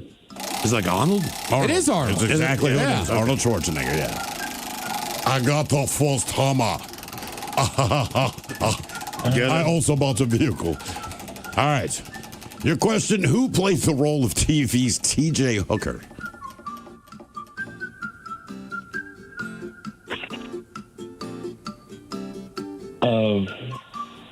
I'm sorry, say that again. Who played the role of TV's T.J. Hooker? T.J. Hooker? T.J. Hooker. It's an old show. Cop show, yeah. You would really only know the reference because you know the actor and he makes jokes about it. He makes jokes about it. He is... You see him most of the time doing commercials now. Almost 100. Or he's in his 90s for sure. Yeah, he's in his 90s. I don't know, man. He's not. Dick Van Dyke? William Shatner. Yep. That was one of the greatest skits on SNL ever. They're asking all those Star Trek questions. They're like, hey, get a life. I'm TJ Hooker now. Yeah, and I really only know it because you reference it. Oh, yeah. That's how I know it. All right, Joshua, according to the Eagles song, One of These Nights, whose daughter have they been searching for? Oh, my gosh. Y'all are giving me difficult ones. Well, not if you know the song. I don't know the song. Well, then it's difficult. I'm trying to give you, they are a biblical character. An angel. Oh.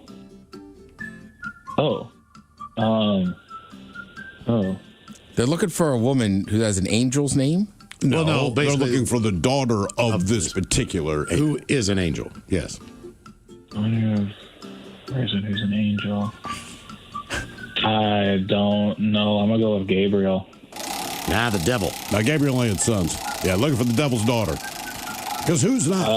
5. Question 5, Josh. Question number 5. Oh, gosh. How many toes does a pig have on each foot? On each foot? Each foot, yes. So is the answer like of them all together, or like No, this is just how many each. they have on one foot? Just on one foot. You look at one pig's One, foot. say 3. 4. Gosh, Damn. darn it. Question 6. I'm Come not on. saying you haven't seen a 3-toed pig. I'm just saying they should have 4. Seen a 5-toed. All right. What fictional pirate commanded the Jolly Roger? Jolly Roger. Oh my gosh. I believe it's Peter Pan, I think. Yeah. Oh, it's in Peter Pan? Oh, that's Captain Hook then. You got it, Josh. There we go. Very good. There we go. All right. Yes. More Big Dummy coming up. 206-803-ROCK.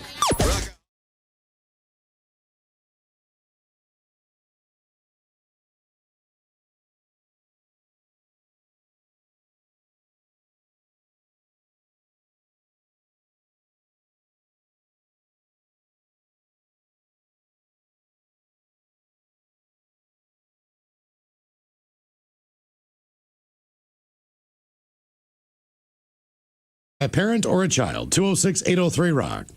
Hello, Alan. Welcome to the men's room. Hola, guys. Hola. So I've got two quick stories. First one, both involve my father, but the first one, I was dating this girl who I eventually married, but my father, I had her over for dinner, game night or something like that, and my father asked her if she was going to have a weight problem like her sisters and mother. Oh, God. Wow. So I guess he knew them? Yeah, he had met the family before. So the second story is actually even more cringeworthy. Both him and my mother ordained ministers, and he was actually he did the officiating at my wedding with her.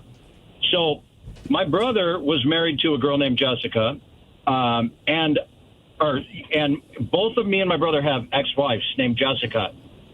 This girl, her name was not Jessica. At the end of the wedding, my dad introduced me as Mr. and Mrs., and he said, Jessica, my ex-wife's name. Oh. In front of the whole congregation. Oh. What is your wife's response to this? I couldn't make eye contact with her right away. Are you still married to this wife? No. Did she end up being as big as her sister and her mother? No, she didn't. I mean, she a little problem, but nothing like that. All right. Okay. Did that bring you great relief? Yeah. All right. Yes, it did. Yeah. Oh, that's brutal, man. Sounds like something I do. What was the awkward or embarrassing moment created by a parent or a child? 206-803-ROCK. But at least in your case, you screwed it up on your ex-wife's name with the woman you were dating at the time. Yes. Like he's the officiant at the wedding. I know. Right. Just get the name right, man. Either way. Like that is... It's not good. And it was me, not someone else doing it. Right. Yeah, I'm just saying, like, that's like the main line to me. Now introducing... Yeah, because, I mean, the thing, at least, Miles, with you can just apologize to the woman you're with. He has to apologize on behalf of someone else, which to me is always worse. In some Yeah, things, like her family wasn't pissed. She was just pissed at you for a few days. In certain things, Exactly. certain things are just habitual. Like when you're with somebody for 13 years, Yeah. and you've been living together, it's just like it just comes out of your mouth. Mm-hmm. I mean, there are times where I can't remember my kid's name, or I'll say the wrong name first. Of course. You know, just and the dog, the cat. Obviously, I eventually the know kid. their names, but for whatever reason, the first thing that comes out of my mouth sometimes is wrong. Tell the man, just call your significant other babe. I know. Just stick with that. Yep. Dude, but it happens. Right? Like parents screw up names all the time, which I get. But like my brother will do it with me. Right? It's just my nephew's old enough now. So like if I'm back there and we're just hanging out doing something, he'll just be like, Siege, go get that. And I'm like, I'm your goddamn brother. and don't boss me around. You get it. Right? Not your son. What was the awkward or embarrassing moment created by a parent or a child? 206-803-ROCK. Grown man. That's right, damn it. Hello, Carrie. Welcome to the men's room. Hi there, guys. Hola. Hola. So when I had boys, and I would torture them relentlessly because they would do anything for money. So when my son, well, just there was many examples, but when my younger son was 10, we were in the mall, and I dared him to go into a Victoria's Secret and say to the lady, I'd like to buy a thong for my mom. Did he? Totally. Oh, he would do anything. I get them to eat like a big glob of like wasabi or tie people's shoelaces together. Like, it's amazing they turned out normal. I say, how old are they now? 26 and 27. Well, you sound like a fun mom, though. Pretty fun mom. Yeah, I was going to say. boys. Right. What is the response from the Victoria's Secret salesperson when a little kid asks to buy a thong for his mom? She She was shocked, but she laughed. I was standing outside the store, so she didn't know I put him up to it. He did it totally straight-faced. That's one store I feel really uncomfortable in. Really? Because I feel like if I look at stuff, you know what I mean, like they're going to think I'm perverted, which I already am, but still, like you are. I know it doesn't matter. I just don't want to blow my cover. But I'm there because someone asked. Like, obviously, it's a gift. Last time I went, I want to say it's still Pacific Place Mall. My wife wanted something for whatever day it was, right? And I got, Victoria's Secret, a little pricey. But I remember I roll in there, and one of the nice things is they do not hire ugly people. That's one thing about Victoria's Secret. But they immediately, if you're a dude, they immediately descend on you because they know you need help. It's not like, can I help you? They're like, what are you looking for, right? So I explained, I think it was like some new bra had come out or something. It was like right after Oprah told all the women that whatever bra you're wearing is the wrong size. It's wrong. That was like a big thing, right? So my wife jumps in on this. But anyway, Victoria's Secret, whatever these bras are supposed to be, I'm like, yeah, man, I'll do that. No problem. So I roll in, and every woman that works there is a complete smoke show. But, they all come over, and what are you looking for? And I explain, I'm like, whatever bra you put out in response to this Oprah nonsense is what she's looking for. And they knew immediately what I was talking about. So one of the women goes off and comes back with like 7, because they have different colors, and some are lacy, some blah, blah, blah, blah, blah, blah, blah. But they're like, well, what's her bra size? And I'm like, honestly, guys, off the top of my head, I don't know. So now I'm looking at all these different saleswomen, and I'm like, I'm not trying to be weird, but I'm like, her boobs are about the same size as yours, right? And so the woman's like, oh, I'm a 36, whatever the hell it was, and sold me the bras, and it worked out. I did. So when I told my wife this, she said, oh, you got the right size. I said, well, there's a lady that's built like you. And when they asked, I just said, basically, man, like, her boobs are like your boobs, I mean, I don't know what they look like, but, as far as size goes, my wife's like, that's what you said. I'm like, I don't know any other way to go about this, but she happened to have boobs that seemed very similar to yours, and hey, it worked out. Yeah. What was the awkward or embarrassing moment created by a parent or a child? 206-803-ROCK. Hello, Magnum. Welcome to the men's room. Yes, hello. Hola. Hola. Hey, so it was back in the 90s, and my niece had apparently saw my brother and sister-in-law through the cracked bedroom door, and I don't know when she saw that, but at Christmas time, we were all sitting around the Christmas tree, and my niece is tugging at my shirt. She was like 5 or 6. And I said, yeah, what's up, sweetie? And she goes, in front of everybody, my parents, goes, why was Daddy licking Mommy's bottom? She was not licking it, but you know what I mean. And then there was another one she said during COVID that I thought was kind of funny. I just thought of was Trump or whoever the president was put the flags at half-mast when we had 500,000 people that died because of COVID. And I said, what did he do? She goes, oh, they put the flag at half-mast to celebrate 500,000 people dying from COVID. God. And I just started dying laughing. What do you mean celebrate? You mean memorialize? Really? No, baby. Anyway, that's it. Yeah. Kids don't know. No, they don't. I don't know. This one comes from YouTube. It says, when I was young, I asked my cousin if she knew she had a mustache at my dad's wedding. I was 7. It made her cry. Yeah. Jesus, man. That means yes, she did. What was the awkward or embarrassing moment created by a parent or a child? 206-803-ROCK. I will say there is an inordinate number of women in my extended family. You got mustaches. Mm-hmm. Not full on thick, but every time I see him and all the cousins and the aunts and the uncles and everyone shows up and we're eating barbecue, and you're just sitting there like, you've had this mustache as long as I've been alive. I am 57 years old, and not one time in 57 years did you look in the mirror and think I should shave off my lady stash. Nope. Proud of it. Got one aunt's got a bit of a neck beard. I'm not even joking. She's always had it. I just can't believe. When I was a little kid, it bugged me, but somehow you just knew not to bring it up. Then you get to your teen years, and it's like, you still got the neck beard. Get to my 20s, my brother, who rarely says ill of anyone's like, she still got a neck beard. I'm like, I know, man. Like, just neck beard for years. Hello, Richard. Welcome to the men's room. Hola, fellas. Hola. So, you know how when you have kids and they start getting cranky and fussy or whatnot, start throwing a tantrum. So we're at Walmart, and my 2-year-old starts acting up, and so we leave, and he's fighting me, trying to put him in the car seat and stuff like that, and I end up bumping his head on the top of the door there, right?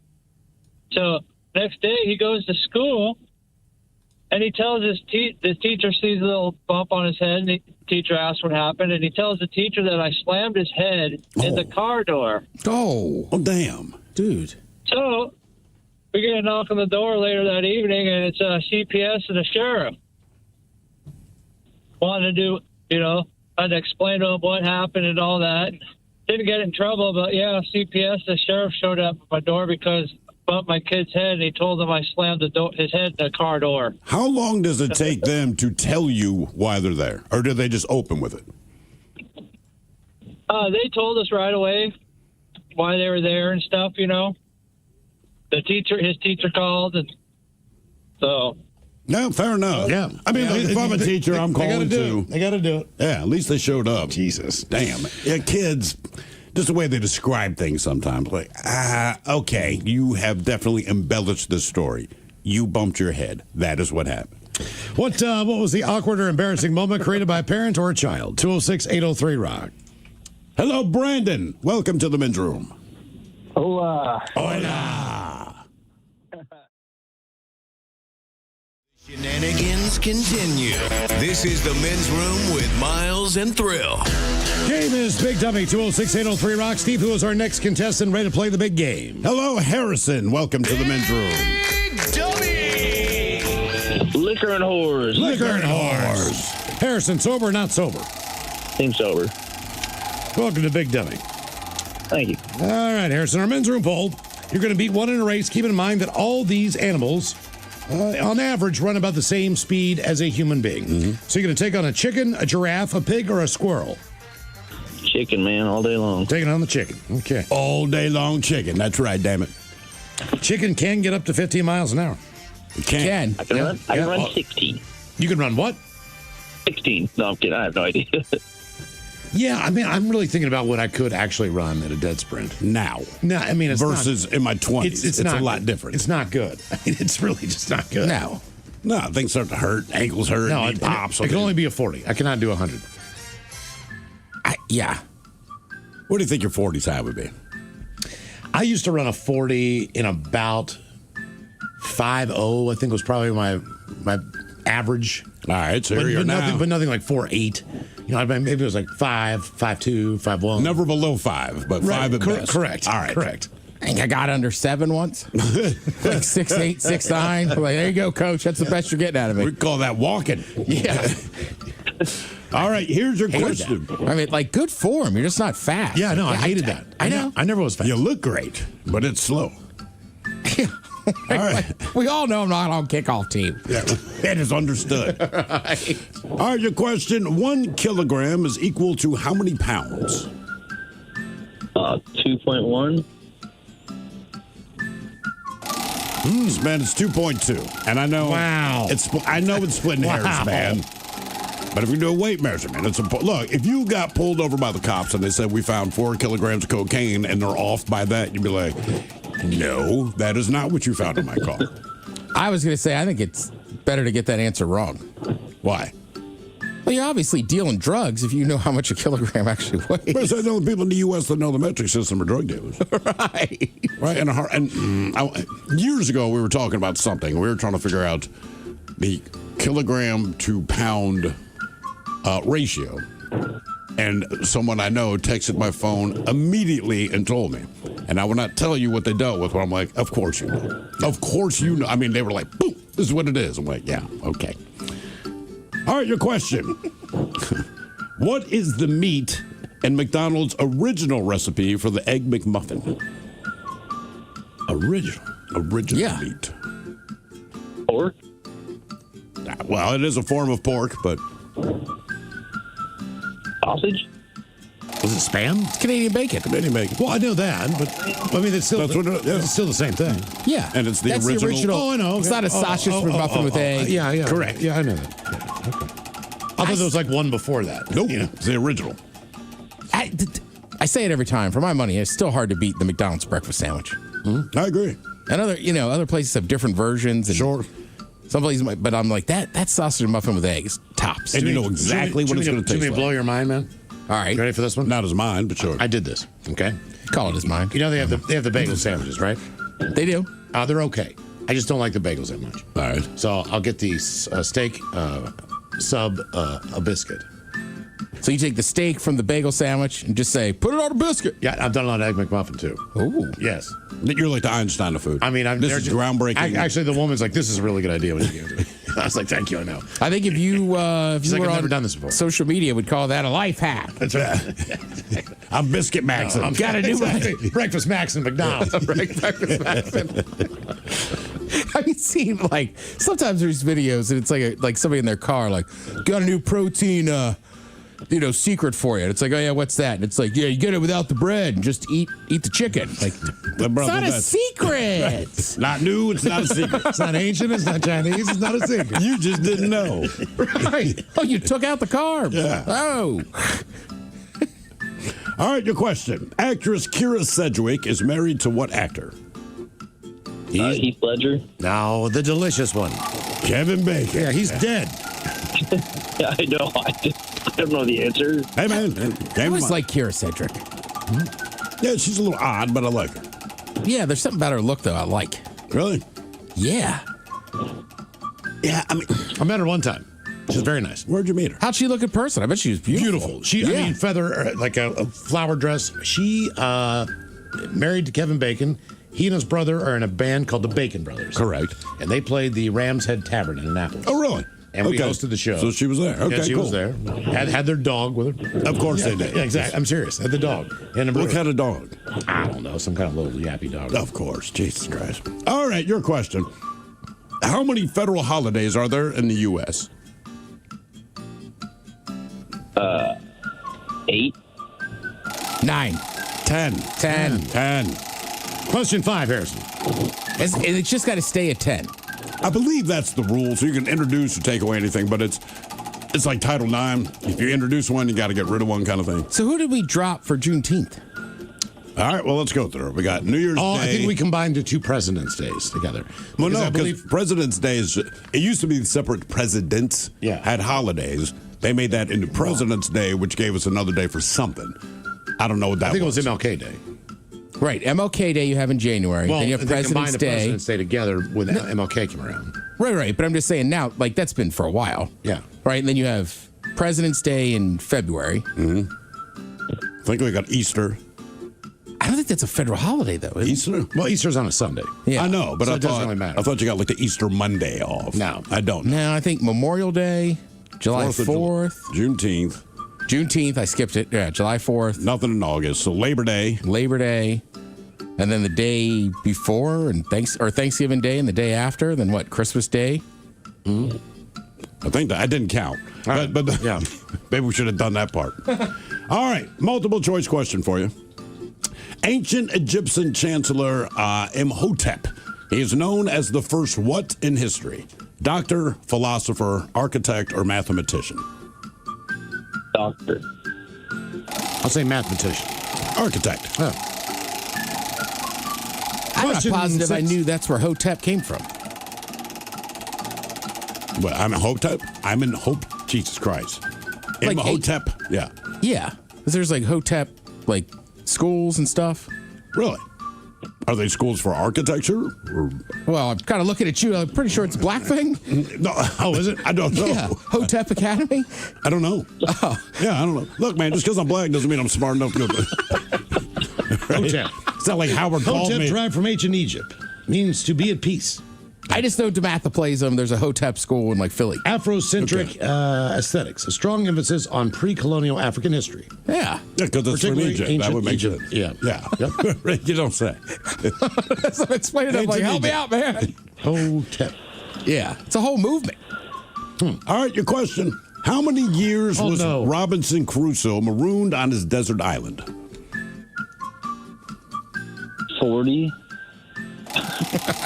Okay, from the 28. From the Urban Dictionary. Hotep is an Afrocentric brother, usually insecure, who claims to be woke but actually isn't. Okay. Jesus. I mean, there's a stereotype too that it's like, oh, everybody knows the one Hotep guy. Oh, of course. Oh, I don't. Yeah, I've never even heard that term. All right, your question. What actress provided the voice of Kiara from The Lion King? Kiara. The bird? I believe so. All right. Celine Dion. She was in oh boy, Nev Campbell. Was she Party of Five? Party of Five. Mm-hmm. Was she in any of those Scream movies or am I? Scream, yeah. Scream. Jesus, Mike. Whoa. What's the Hello. I know. A little warning, man. good Mike? What's the good one with her and Denise Richards? Pool scene. Oh, wild something wild. Something things or yeah. Yeah. I'm afraid that's out of my purview there, Ted. It's burned into Google my it. yeah. You will watch it. And also, Kiara was the little kid lion from Lion King 2. Was a little kid. Oh, that explains why I don't know because I never saw Lion King 2. Oh, dude, you missed so much. Yeah, Simba's baby. All right, Harrison. Question number 7. Simba getting jiggy. All right, your question.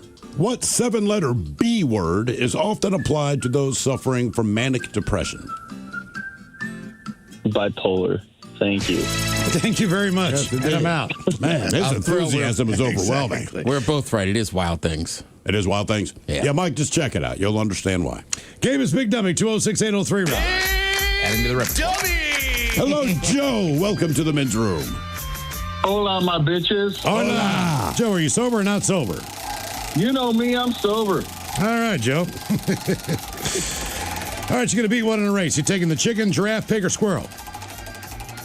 Well, I've been thinking about that, and I've got chickens, so I know how they can do it. And as long as they don't start flying, I should be okay, but I'm going to go with a chicken. Have you ever raced one of your chickens, man?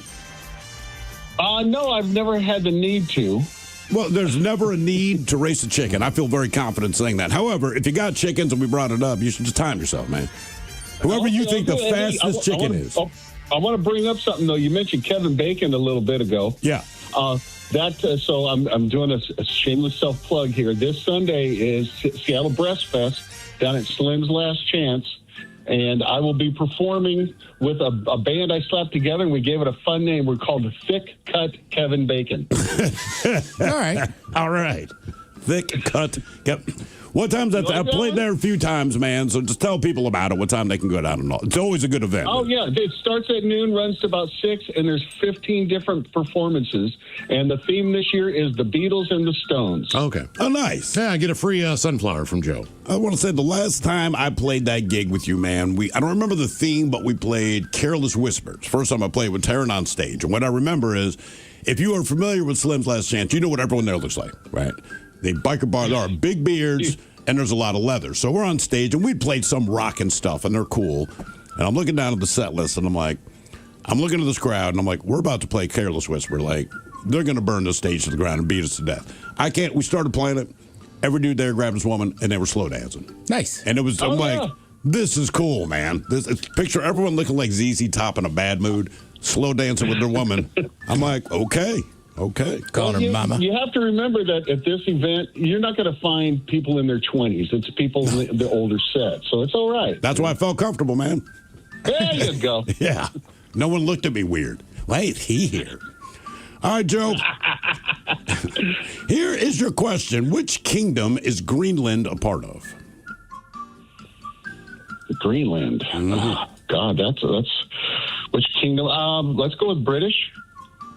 What kingdom is Greenland? Yeah. Denmark. Denmark, yes. Oh, okay. Dutch. No, the Dutch. Dutch are from Holland. Yeah, that's Holland. Yeah. Not Deutschland, but Holland. Oh, and that movie with Nev Campbell you were talking about, definitely a must-see for Denise Richards.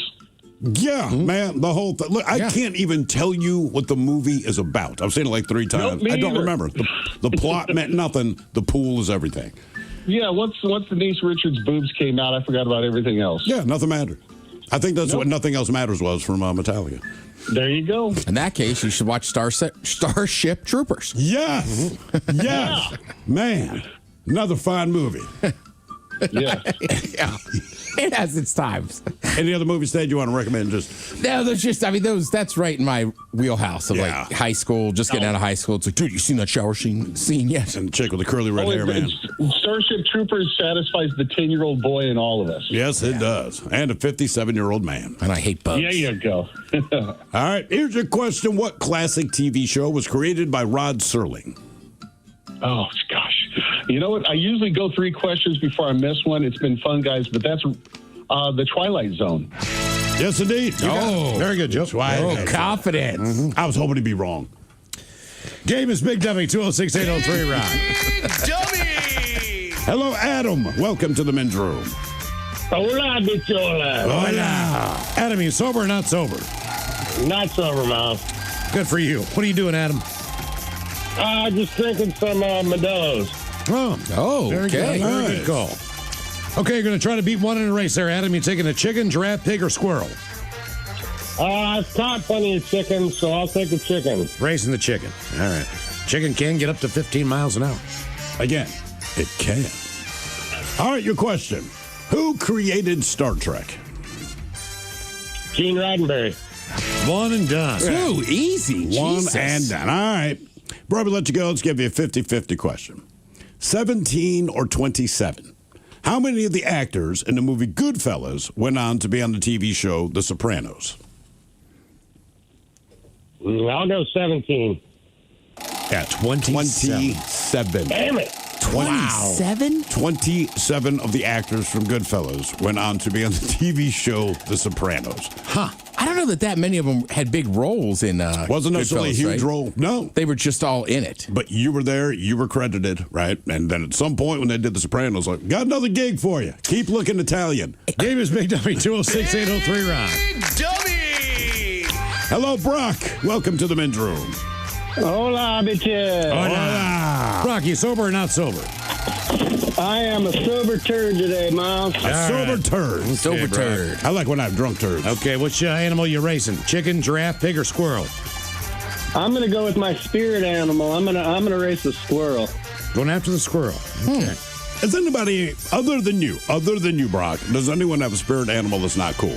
No offense, squirrel, not cool. It's always like, I got a bear, I got this. It's never like, yo, man, I got a sloth. How do you find out your spirit animal? Well, no, that's what people call me. I'm really squirrely, so you are a little squirrely. Spirit animal. Yeah. So I'm tree branch all the time. All right, Brock the squirrel. Here is your question. What was the first video that aired on MTV back in 1981? I think I know this one, and I think I actually watched it because we had cable back then. Is it Video Killed the Radio Storm? You got it. One and done. Nice All one. right, hang on, Brock. Before we let you go, let's see here. We had a couple of lightning storms earlier today. So the average lightning flash, it could light a 100-watt light bulb for how long? 3 months or 3 years? Ooh, I'm going to say 3 years. 3 months. 3 months. Kind of a downer. Weak. Yeah, weak-ass lightning bolt. More of Big Dummy coming up, 206-803 Rock.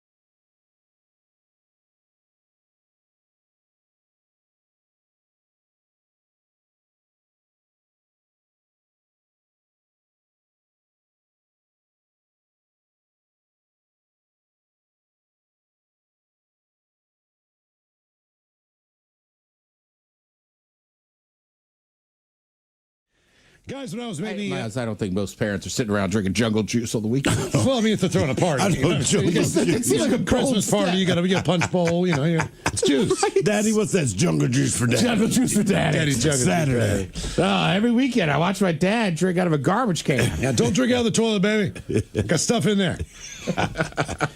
When I was maybe 3 years old, my dad took me to visit his side of the family. At their home, I was looking at the pigs in the pen from inside the house. My sizable aunt says, "Are you looking at the piggies?" I am told that I looked up at her and up and down, then looked out at the pigs and back at her and said, "That ain't a pig. That's a hog like you." Oh, damn. Wow, man. Brutal. Jeez, a whiz. When I was 13 years old, I started developing earlier than most of my friends. And for a 13-year-old, I was well endowed in the chest area.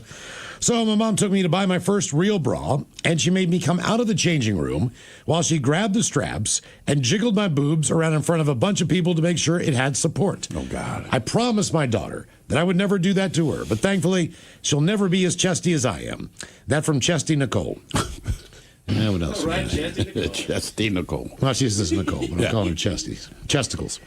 When I was about 10 or 11, I asked a woman... Wasn't at the that one store, of the dwarfs, Chesty? Chesty. 10 or 11 asked a woman at the store about being pregnant. She was not. My mom, mortified. Here's another. When I was about 5-ish in the late 70s, my family was at the San Diego Zoo at the elephant exhibit.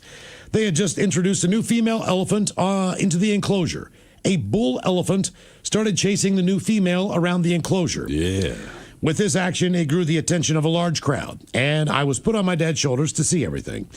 So when the bull came to a stop after chasing, a silence came to the crowd. And apparently you could hear my little voice say, "Daddy, look, that one's got 5 legs."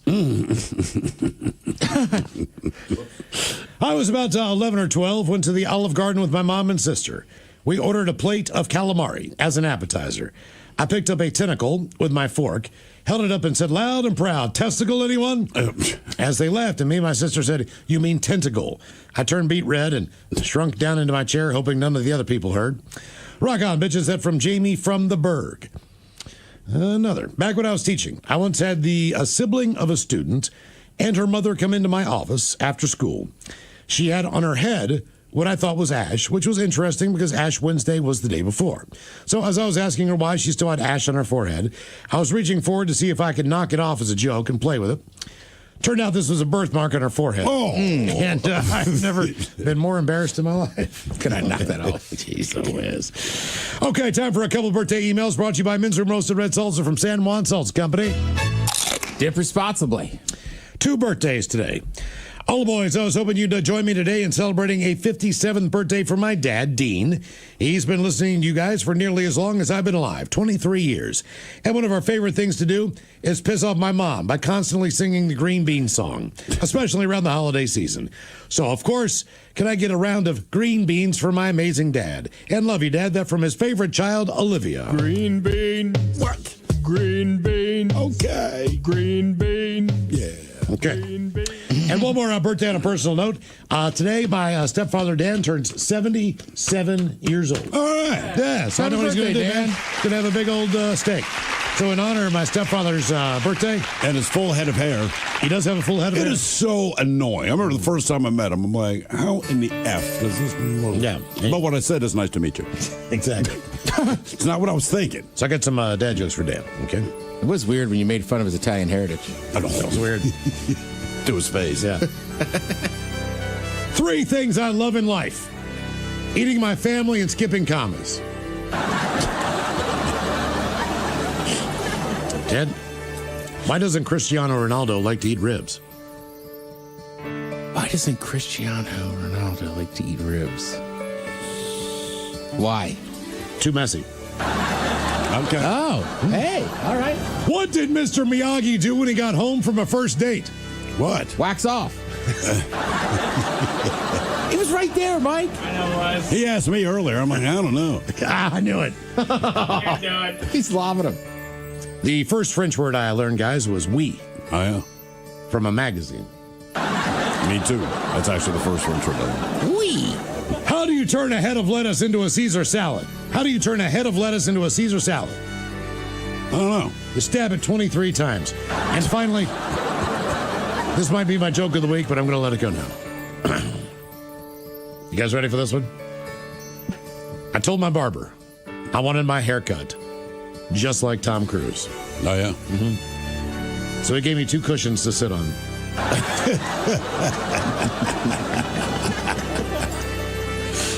Made me shave my beard. I like that. Oh, damn. All right, guys, here you go.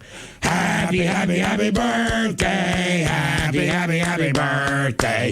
Happy, happy, happy birthday to you, to you, to you. Ya's a Dirty Germans brought to you by Men's Room Original Sausage. Available through Uli's World Famous Sausage, mensroomlive.com, and other fine retailers. Schweinefly. Thank you, Bob. And one more extra email here. This is on the subject of when your stomach did you dirty. Guys, more than 15 years ago, I had an incident that still gets laughs every deer camp story time. I was a Black Hawk crew chief, and we decided to fly up to Charleston from Savannah for some day-night currency hours. Grabbed a bite to eat at a nice Mexican place. Figured it's Charleston, so the seafood was safe. Wrong. We head back from the restaurant to our helicopter, and I stop by the bathroom to drop a log. Go out and do through my flight inspection, start the helicopter, get our initial hold short instructions from ground control. As we're sitting on the hold short line waiting to take off, clearance, the first inkling I have an issue hits. Stomach cramps. Bad. It's a short leg back to base from Charleston, so if we land and hit the bathroom quickly, I should be fine.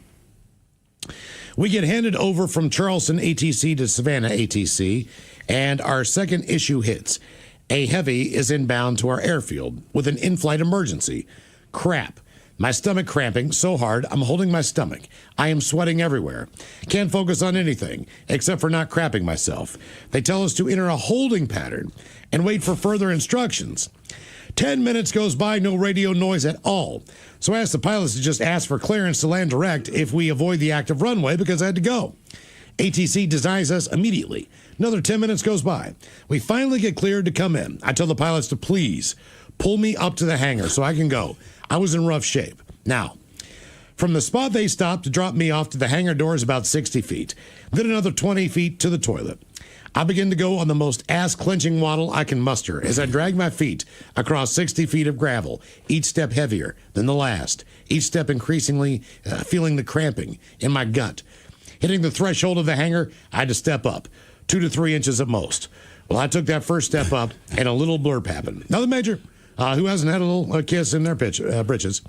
I pull my other foot up, and a larger blurb happens. I figure I can recover. It is not lost yet. I take one more fateful step, and my bodies and muscles fail all together at the same time. I begin to fully crab myself standing upright. My shoulders hunch defeated, and I start throwing my flight gear off and continue my waddle to the toilets. I'd stripped down to just my underwear to determine the damage, and somehow my compression shorts. This is the mighty 99.9 KISW and KISW HD1 Seattle. Always live on the free Odyssey app. Text the guys at 206-803-ROCK from the Pinky's Plumbing Studio. You're in the men's room. Hitting the grill, coming up with the head chef, Ted's Meat and Potatoes on the way at 4:30, right after the game, known as Big Dummy, 206-803-ROCK.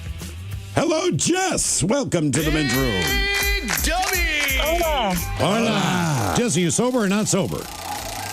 I am medically not sober. All right. Jess, you're going to beat one in a race. All these animals basically run the same speed as humans. So you're going to try to beat a chicken, a giraffe, a pig, or a squirrel. I'm going to take the chicken. I would even house that chicken if it were trying to attack me. And I bet I could definitely outrun the chicken. Okay. All right. Chicken can run 15 miles an hour. Put my money on the chicken. Me too. All right, Jess, here is your question. Shannon Hoon was the lead singer of what band before he died of a drug overdose? Can you repeat his first name, please? Shannon Hoon. Shannon. Oh gosh. The Who's? I don't know. Honestly, I really don't. We just played the band Blind Melon. Oh. I couldn't believe it when the song came on. I'm like, this is honestly the next question I have in line. But yeah. All right, your question. What is the last name of the family at the center of the TV show Yellowstone? Sam Elliott? That is an actor, but it's the Dutton family. The Dutton. The Dutton Ranch. I was thinking of the wrong show. Well, even if so, the name on the show, not the actual actor. Yeah. I'll help you walk through this, Jess. I got you. Miles has got you, man. He's like your guide dog, your service animal. I'm gonna Yellowstone is not a show about Sam Elliott, for the record. Yeah, just side note, in case anyone thought so. All right, your question. What vegetable grows fast enough that you can hear it? People make pie out of this, and I don't know what else. Apples, but no, there's something that grows faster. Than apples, yes. Rhubarb? Got it. Boom. Oh, my God. Yes. Wow. Coming Jess, through. you did it. Man, oh, Holy man. cow, man. Congratulations. That's awesome. We are all very impressed and shocked. We did not think that was going to happen. No. Anyway, the game is Big Dummy, 206-803. Is that the only sweet vegetable pie? It depends where you stand on sweet potatoes. I was going to say... It's a starch, but is it a... Until you said pie, I was going to say asparagus. Because it seems like when that pops, man, it just keeps... I think it grows fast, but yeah, rhubarb, apparently you can, if you listen closely, you can hear it grow. Game is Big Dummy, 206-803, Rob. Dummy! Hello, Justin. Welcome to the men's room. Hello, Justin. Justin. Hello. Hello. Justin, sober or not sober? So we're getting off the Paris. Justin, our men's room poll. You're going to try to beat one in a race. You taking the chicken, giraffe, pig, or squirrel? I go with the giraffe for fun. Yeah, I like the look on that. Just the look. You raced a giraffe. It just, you look over, man. He looks at you like it's game. That's what I'm saying. Yeah, it's go time. Yes, that makes sense. It's going to be fun. It's all the reason to. I just feel like they have an unfair The squirrel's advantage just like wiggling its tail. with the super long legs, man. You know? Oh, pig's smoking He everybody. might be a little bit. He might be a bit clumsy too. All right, but here's my question, okay? Old legs. So, Miles, you were saying, look, you race the chicken. If it beats you, it's going to put its wings out, kick back its head.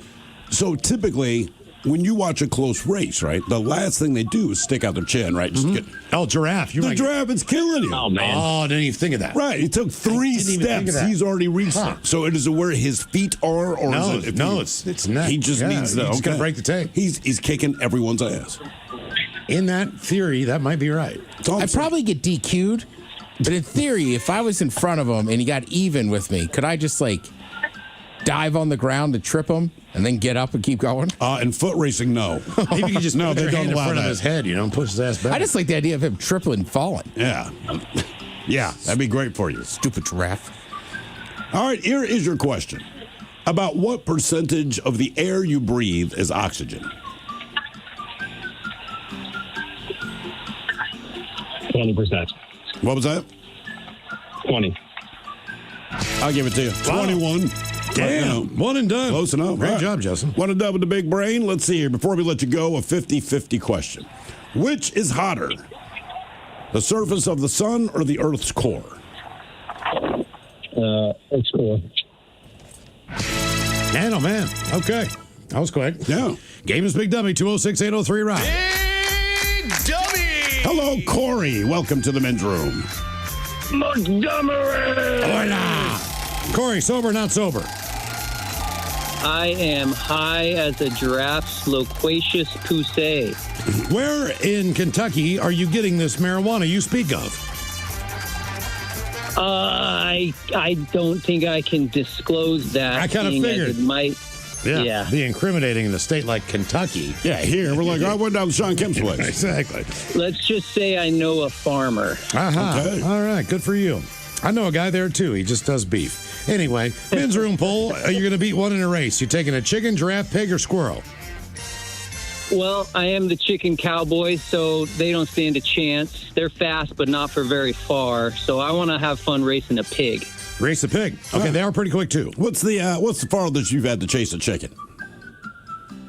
Well, what usually happens is I have to get them back into the eggmobile, and they home back to where it was the night before. They have this weird homing device in their head, so it's more of short sprints than long distance. Okay. All right. Corey, when you get to slaughter in there, is there any chance we can throw you some cash and you could freeze dry some send us some beef? Absolutely, yeah. That'll be coming up this fall. All right. Please remind us, man. Yeah, whatever it costs, man. We'll throw you some cash. Sounds good. All right, perfect. Thank you, Miles. Setting that up. All right, here is your question. How many layers is Earth's atmosphere divided into? Man. I'm going to go with like 8. Is it 6? It is 5. 5. The troposphere, which is the one that we live in and breathe in, followed by the stratosphere, mesosphere, thermosphere, and then finally the exosphere. Not to be confused with Cape Fear. That'd be a good name for a band. What's that? Exosphere. Exosphere? Yeah. I like it. Your question. The driest place on Earth is the Atacama Desert, located in what country? Egypt. Antarctica? Wait, yeah. Nope. Yeah, I was gonna say, I was. It's closer to Antarctica. Australia? It is in Chile. Chile. Oh, really? Yeah, the Atacama Desert, man. It is a dry place. Did not know that. All right, the question, what was the world's first antibiotic? Penicillin. There you go, Corey. yeah. Very good. Later, Nice guys. job. Yeah, see you, man. Game is Big Dummy, 206-803 Rock. It never really tasted like bubblegum. What's When that? I was a kid, remember it was like pink? Oh, the penicillin And it was stuff? like, oh no, it tastes like bubblegum. I don't think it ever did. I think it was just a way to get kids to drink it. Yeah, tell kids it tastes like bubble gum, they'll throw it down the throat, and by the time You guys they realize drank? You you're guys alive- drank that? Are you talking about Pepto-Bismol? No, I know what Pepto is, and children. But I'm saying like amoxicillin or whatever used to come. yeah. It was like pink. Oh, not in my world. Yeah, I think it was just something else. Really? Yeah. Huh. Okay. I don't remember that at all. Now I got the pink stuff too, man. Yeah, Yeah. You know what I'm saying? You know what I'm talking about. You know what I'm talking about. Throwing that pink stuff. Yeah. Yeah. Hello. That's body good. Hello. Anything to ail you. Hello, Jay. Welcome to the men's room. Hola. Hola. Jay, are you sober or not sober? I'm sober today. All right, Jay. Welcome to Big Dummy. Okay, our poll. You're going to beat one in a race. You taking the chicken, giraffe, pig, or squirrel? We're doing chicken. You're going chicken. Chicken. Okay, chicken's on fire today. No, I don't mind if it catches me. That's a good point. It's just embarrassing when you get your ass kicked by it. Yeah, that's true. Look, I'd rather lose a foot race to a chicken than quote unquote get my ass kicked. What happened to you, man? Chicken, dude. Chicken's Chicken. crazy. Roosters are bastards, though. They are. They'll want to chase you fight. around a yard and everything. Yeah. So I never felt bad about getting one back on my side. Did you eat it? When you kill the chicken? Called. We say called. That means killed, kids. I did not eat him that night, but we did butcher him, and he was later used for a stew or a soup. Oh, okay. Okay. Because rooster meat's usually a little tougher. Yeah.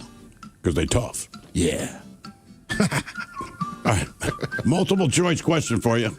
Apple, banana, orange, or peach? What was the first fruit eaten on the moon?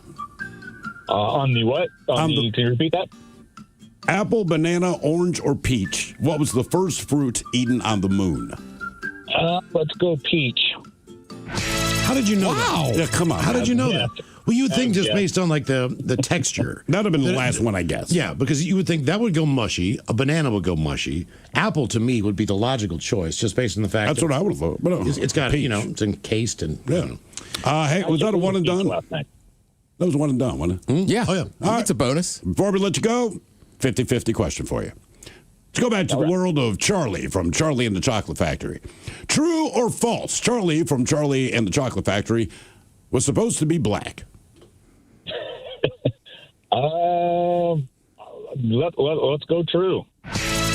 Why wasn't he then? He wasn't because the publisher told the author to change his race to white to appeal to white readers. Oh. Game is Big Dummy, 206-803 Rock. Yeah, you want white people to read this? Make it a white kid. Say nobody will believe it. Actually, I'm happy. Finally, it's not some broke-ass black dude. You know, like, thank you. Cool. Like I said, I want to do the reverse Different Strokes TV show. He was a rich white kid, but his parents died. So the broke-ass black family adopted him. Yeah. How about that for snap? I mean, that was part of Kid Rock's life. Was it? Well, he grew up rich. Yeah. And then was like, I'm kind of a rapper and tried to get really into black culture. And now he's a country artist. Just like he planned. Hello, Kevin. Welcome to the men's room. Hello, Kevin. Kevin. Goodbye, Kevin. See you, Kevin. Hello, Dwayne. Welcome to the men's room. Hola, gentlemen. Hola. Dwayne, you sober or not sober? I'm just drinking a beer. I'm going to say not sober. Well, you can say that because it is alcohol, I guess. But Yep. I guess. I don't know. It's not like I'm pounding them. I'm just having a beer. Yeah, okay. All right, Dwayne. Hey, we're not the judge. Yeah, I'm not a cop. I'm not a cop. Beat one on a race, Dwayne. You taking chicken, giraffe, pig, or squirrel? Yeah, I've raced chickens, so I'm gonna go with the striped squirrel. I don't think they've been getting talked about too much today. All right. Hey, I like that. Yeah, not enough love for the squirrel today. No, It's got to run in a zigzag pattern. And then stop dead for no reason. Stare at oncoming traffic until it hits you. And then turn around when you're already safe and run back into danger. Only when you've made it 80% of the way across the road do you then decide to turn around and try to make it back. He's running the wrong way. Exactly. You would think, as much as they hang out with crows, they'd understand how to move out. Like a crow will wait till you get 2 inches away and then fly foot, right? That's not in any hurry, but it's like, I'm going to move. You don't think I'm going to move. I'm going to move. The squirrel, it's like, you're moving, but you're not moving out of the way. I told you I got that squirrel and that crow that play with each other every morning in my yard. What? Yeah, seriously. I have a family of squirrels. They just gave birth to 2 little squirrels, right? So they're kind of... Did you name them? You got to name them. No. Come on, man. Chippendale, whatever. So the one... That's original. the one plays with this crow. And they come and they chase each other around the tree. But they're having fun. Yeah, they do it every morning. It's the damnedest thing I've ever seen. It's like a Disney movie. Yeah. That is like a Disney movie. My in-laws' house up there, the crows play with the rabbits. Really? Yeah. They go down. I don't know if they're just harassing the rabbits or what. I mean, they're legitimately playing. They're having fun. They're playing tag and chase and all that stuff. Yeah. Chippendale. It's interesting. Yeah. All right. Here is your question. What famous pilot was nicknamed the Lone Eagle? Was that? That had to be Lindbergh. Wow. Nice job, Dwayne. One and done. All right, before we let you go, 50-50 question. In what direction do cyclones spin in the southern hemisphere? Clockwise or counterclockwise? Do they react like the toilets? Possibly. Possibly. Okay, so they're... Let me see if I can remember some TV weather reports. I think they spin counterclockwise. Clockwise. Is it clockwise? Clockwise south of the equator. Speaking of famous pilots, by the way, did you see the news with everyone's favorite I can land a plane in the Hudson after hitting a goose pilot, Sully? Yeah, he's got dementia or something. Yeah, it's either Alzheimer's or dementia, but he announced it yesterday. How old is he? I'm not sure. He looks like maybe early 70s or something, but just saw the headline. I'm like, oh, man. Yep. I don't remember the toilet spinning the other way in South Africa. So I think that's a falsity. Yeah, it's a falsity as far as nature goes. So what they said was, all these people we talked to said, like, you can kind of design your toilet to force the water to spin one way or another. So south of the equator, they tend to design it just to spin the other way. So it's not because the Earth is making it do that. It's because of the design of the toilet, and part of that is because the cyclones they have there spin clockwise. Oh, I don't know. And I've said this before for the record. 1 year in grade school, I did a whole science project on that. Coriolis effect, I believe it's called. Yeah, but turns out it was wrong. The toilets don't spin that way, but I got second place. Even though it was wrong. Yeah. And I think about it to this day. East Coast public education, bitches. That was private school. Wow. St. Joe's Elementary. Paid money for that. How did nobody correct me? Not only that, they gave me second place. Ted, you're wrong, but you're in second place. Yeah, they were like, God, this is a great project. And it's science. And now I'm not the science kid, so I was just like, yeah, unreal. Sure, you designed the rocket that blew up, but what we're going to do is hire to build another one. Basically, yeah. Great job. Wow. All right, hello, Kevin. Welcome back to the men's room. Liquor and whores. Liquor and whores. Oh, boy, Kevin. Sober, not sober. I'm on a tolerance break. I'm sober. All right. How long's the tolerance break? Well, I'm actually waiting for a phone, trying to get a job at the union, so. All right. That makes sense. All right, our men's room poll. You're going to beat one in a race. You taking a chicken, giraffe, pig, or squirrel? Let's say chicken. Chicken it is. People want to race this chicken. Chickens are killing. So if you're on a tolerance break, does that mean you're not having a beer every once in a while? Well, I had a Corona yesterday, but I'm not smoking anything. Okay. Yeah, I get it. But you can't knock down a couple beers. I mean, they're not testing for alcohol, are they? No. But I don't think you need vivid to. dreams. Yeah. All right. You know when people are under the influence of alcohol. Like, we don't need to test for this. You're hammered.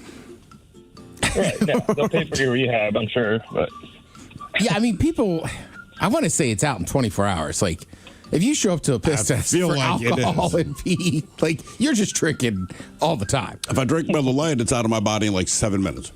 Basically, I crack a beer and I'm like, I have to pee. 1 pee for each beer. All right, here's a question. It's multiple choice.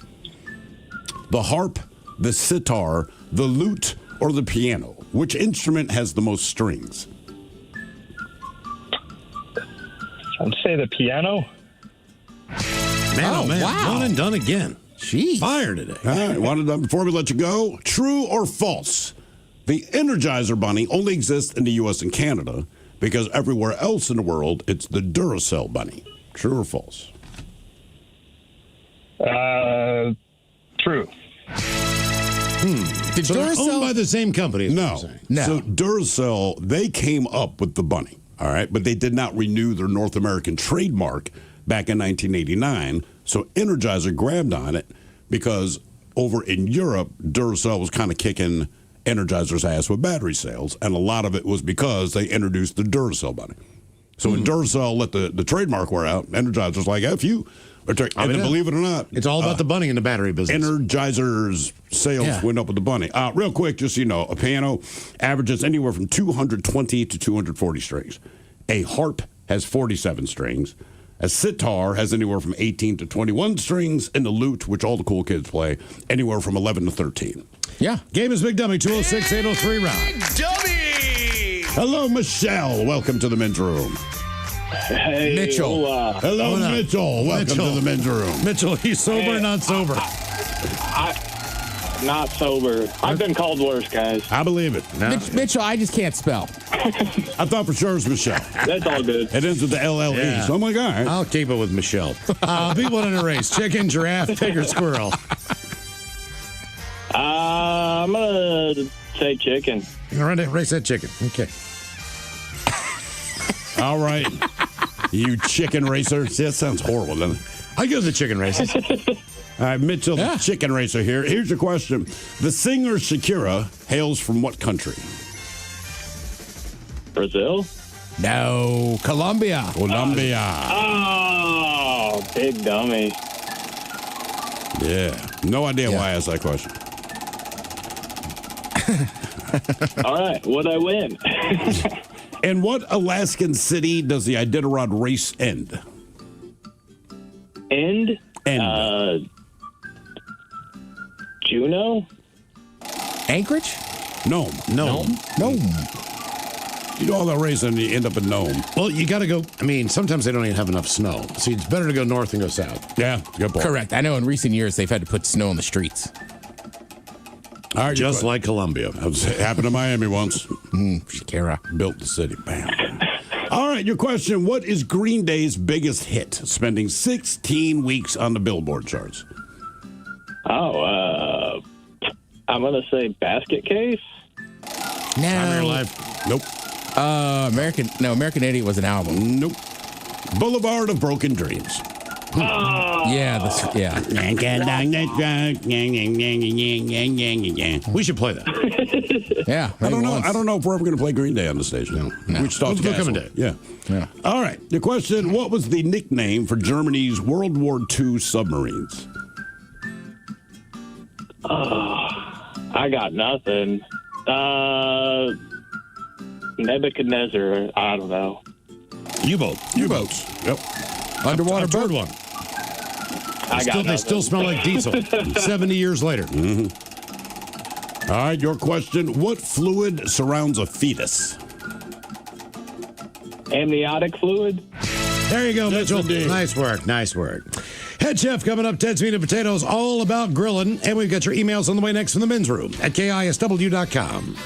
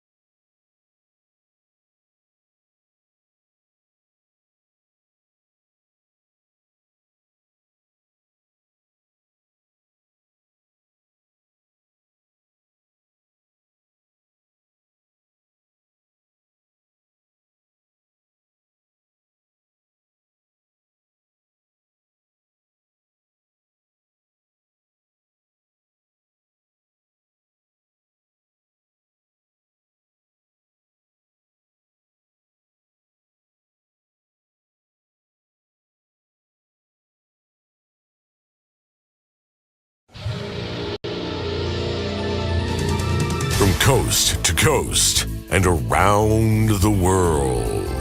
If it's not important, you'll hear it here, exclusively on In Action News. Here now are Stone Ledbetter and Felix Foxworthy. Tonight, one man claims his reflection has a hard time maintaining eye contact. But first, a local archaeologist is gaining international attention after discovering the legendary tomb of King Tutankhamun in the jungles of Borneo. Yeah, no thanks. What do you mean, no thanks? I'm sure it's a big deal. It is a very big deal, Felix. Scientists and treasure hunters have been looking for King Tutankhamun's tomb for centuries. Our local archaeologist actually found it. Yeah, that's cool, man. If you're into that kind of thing. Well, I happen to be very into that kind of thing, for your information. I actually considered a career in archaeology before I got into broadcast journalism. You wanted to be an archaeologist? I considered it for a while, yes. Truth be told, it was seeing the movie Raiders of the Lost Ark that really got me interested. That movie had the exact opposite effect on me, Playboy. Indiana Jones was always in danger. Always. Raiders of the Lost Ark. Indiana Jones and the Temple of Doom. Indiana Jones and the Last Crusade. I won't mention Kingdom of the Crystal Skull or Dial of Destiny, but my point is archaeologist is not the type of job I want, man. But Felix, just think of the adventure. Hunting for treasure in exotic locations. According to my sources, this is the location of the ancient treasure. It's got to be here. If you say so, Playboy, I'm already over it. My feet hurt. I've been bitten by mosquitoes, centipedes, millipedes. We were attacked by cannibals with blowguns. We were attacked by Nazi treasure hunters with real guns. Now we're being chased by cannibal Nazis. I'm ready for this to be over. Patience, my friend. I am positive that this cave is the location of the treasure. You read the inscription carved in that stone, and I'll keep looking at my handy map. Yeah, all right, man. Okay, the good news is the treasure is here. Ha ha! I know it! Okay, cool your jets, Playboy. According to these ancient carvings, you can't just grab the treasure and be on your merry way. They say the treasure is booby-trapped. Booby-trapped? Yes, Stone, it's a treasure, not a grilled cheese sandwich, so it's booby-trapped. When I was a kid, I thought a booby-trap was a bra. What kind of booby traps are we talking about? There's a bunch of them. There's a giant hole in the ground that opens into a pit of snakes. You'll want to avoid that, Playboy. I can't imagine falling into a pit of snakes. That'd be terrifying. But there's more than just a pit of venomous snakes. According to this, there is a swinging axe that drops from the ceiling. So keep your head on a swivel, man. You don't want to get hit with a swinging axe. My Uncle Haywood, he was hit with a swinging axe once. That's when we started calling him Half-Head Haywood. But the snake pit and the axe are just the first two booby traps. There's more! The carvings warn of a giant venomous spider. According to this, the spider is called Pow Pow. And it says that one bite from Pow Pow could kill you. So be careful back there, man. Don't let some ugly spider take you out. I don't care for spiders myself. Also, oh man, keep your eyes peeled for a morning star on a chain. A morning star? What is a morning star? According to Google, the morning star is a medieval weapon featuring a spiked ball mounted on a shaft. But this one is mounted on a chain. Sounds dangerous, so be careful. Now, if we can avoid all that, the final booby trap is the Black Pearl. According to legend, the Black Pearl is hidden somewhere in the ceiling. The ceiling? Can you believe that? Honestly, man, as best I can tell, I think we're in the clear. Uh-huh. The treasure awaits. Now hurry up and get it open before those cannibal Nazis get here.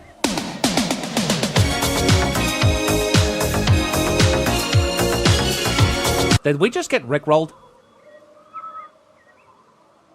Never gonna give you up, never gonna let you down. Ah! Indiana Stones, we meet again. And that's why I have no interest in being an archaeologist. Too dangerous, man. But in your scenario, I'm the one who takes all the damage. Well, yeah, you're the one who said that kind of adventure appeals to you. Not that exact adventure, but point taken. Cannibal Nazis, really? Look, it's the first thing I came up with, Playboy. Okay. Anyway, ladies and gentlemen, without being chased by cannibal Nazis, a local archaeologist is making international headlines for finding the lost treasure of King Tutankhamun. We will be back next hour. Thank you for watching. Please like and share this video. It helps us a lot. And be sure to subscribe to our YouTube channel and social media pages at InAction News.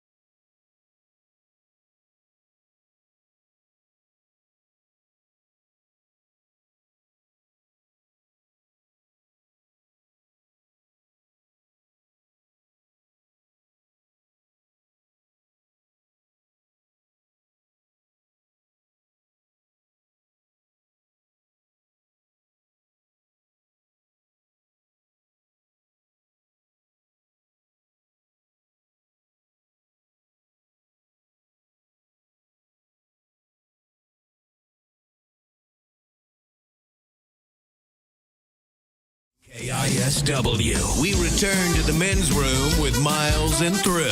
Head Chef is coming up. Ted's Meat and Potatoes hitting the grill, but first time for a few emails from the men's room at KISW.com. You've got mail. You've got mail. And we'll jump right into the birthdays, brought to you by Men's Room Roasted Red Salsa from San Juan Salsa Company. Dip responsibly. Available at Market Time in Fremont. Nice. If you're looking for it. Let's see here. Fellas, today is my 29th birthday. Can I get Arnold Mike and Baltimore Miles roasting Ted for having the worst Ted versus the FCC record in the history of the show? And to finish it off, can I get Thrill's most enthusiastic bitch? Thanks, guys. That from Cody. All right, let's see here. Baltimore Miles. Depends on what day it is. Monday. Come on, Miles, find your bad music, whatever it is. Get a kindergartner, can do better. You go to the library, you're driving an ambulance, and Aaron earned an iron urn. Can you say it? Aaron, iron. It's got to be the worst Ted versus the FCC record I've seen to date. Yeah, it was so much better back in 2008. I thought you just wanted you to do your Baltimore accent roasted me. I was. Oh, yeah. You really suck this year, hon. Yeah. You got a big bitch for him? That's a great bitch. Okay. Favorite word. Hello, guys. My husband has been listening to you guys for over a decade now. You guys satisfy him every time he listens to the show. He's 36 today. Please wish Jacob a happy birthday.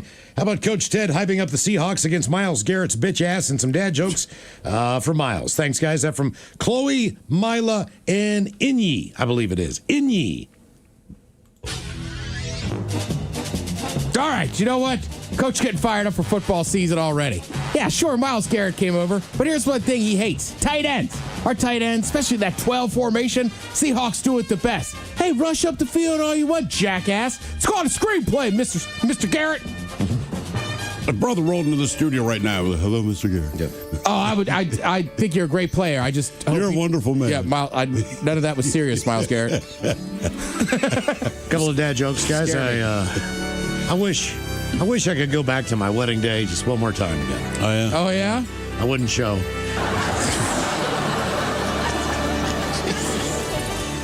Had to cover my dwarf roommate's half the rent this month. Oh, yeah? He was short. Yeah. What is a hot dog used for protection? What? Condiments. What did the banana say to the vibrator? Oh. Why are you shaking? What? She's going to eat me. What are you doing in here? And there's a couple that systematically shoplifting clothes in size order. Oh, yeah? Yeah. Police believe they're still large. There we go. Pacholas Day marks my 69 years since I was evicted from the womb. We celebrated my mom's 96 last month. Good Lord. So could I get an OG fish sandwich and the Dirty Germans telling me how I should celebrate 69? Could you please tell me to shut my whore mouth as well, Thrill?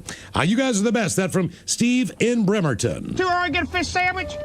Yeah, the way to celebrate the 69 is to lay on your back and open your whole mouth. Yeah, the funny thing is it works very well. Do you ever seen the yin yang? Yeah, that's what this represents. Yeah, just stare at that and hopefully you have a partner. Yeah, and shut your whore mouth. All right, guys, here you go. Happy, happy, happy birthday. Happy, happy, happy birthday. Happy, happy, happy birthday to you, to you, to you. Ya's a Dirty Germans brought to you by Men's Room Original Sausage. Available through Uli's World Famous Sausage, mensroomlive.com, and other fine retailers. Schweinefleisch. Thank you, Bob. A couple extra emails here. This is really taken off. Milk at restaurants is a subject. Oh, yeah. People have been talking about Okay. this. I'm just, it seems to be the topic of conversation now that we started. It is the single most important thing we have ever brought up. Guys, if restaurants don't have milk, what do they cook with? Isn't milk a staple in a lot of dishes? Thrill, I'm hoping you can shed some light on this. Keep on rocking, guys. That from Adam. I mean, Adam, it depends on the restaurant, but overwhelmingly, a lot of places use cream instead of milk. Or half and half in their drinks. Right. Yeah. Where we use milk at home, a lot of restaurants use cream. And that's why when you go to restaurants, you can't figure out why this tastes better. I mean, think about stuff we're talking about boxed cereal.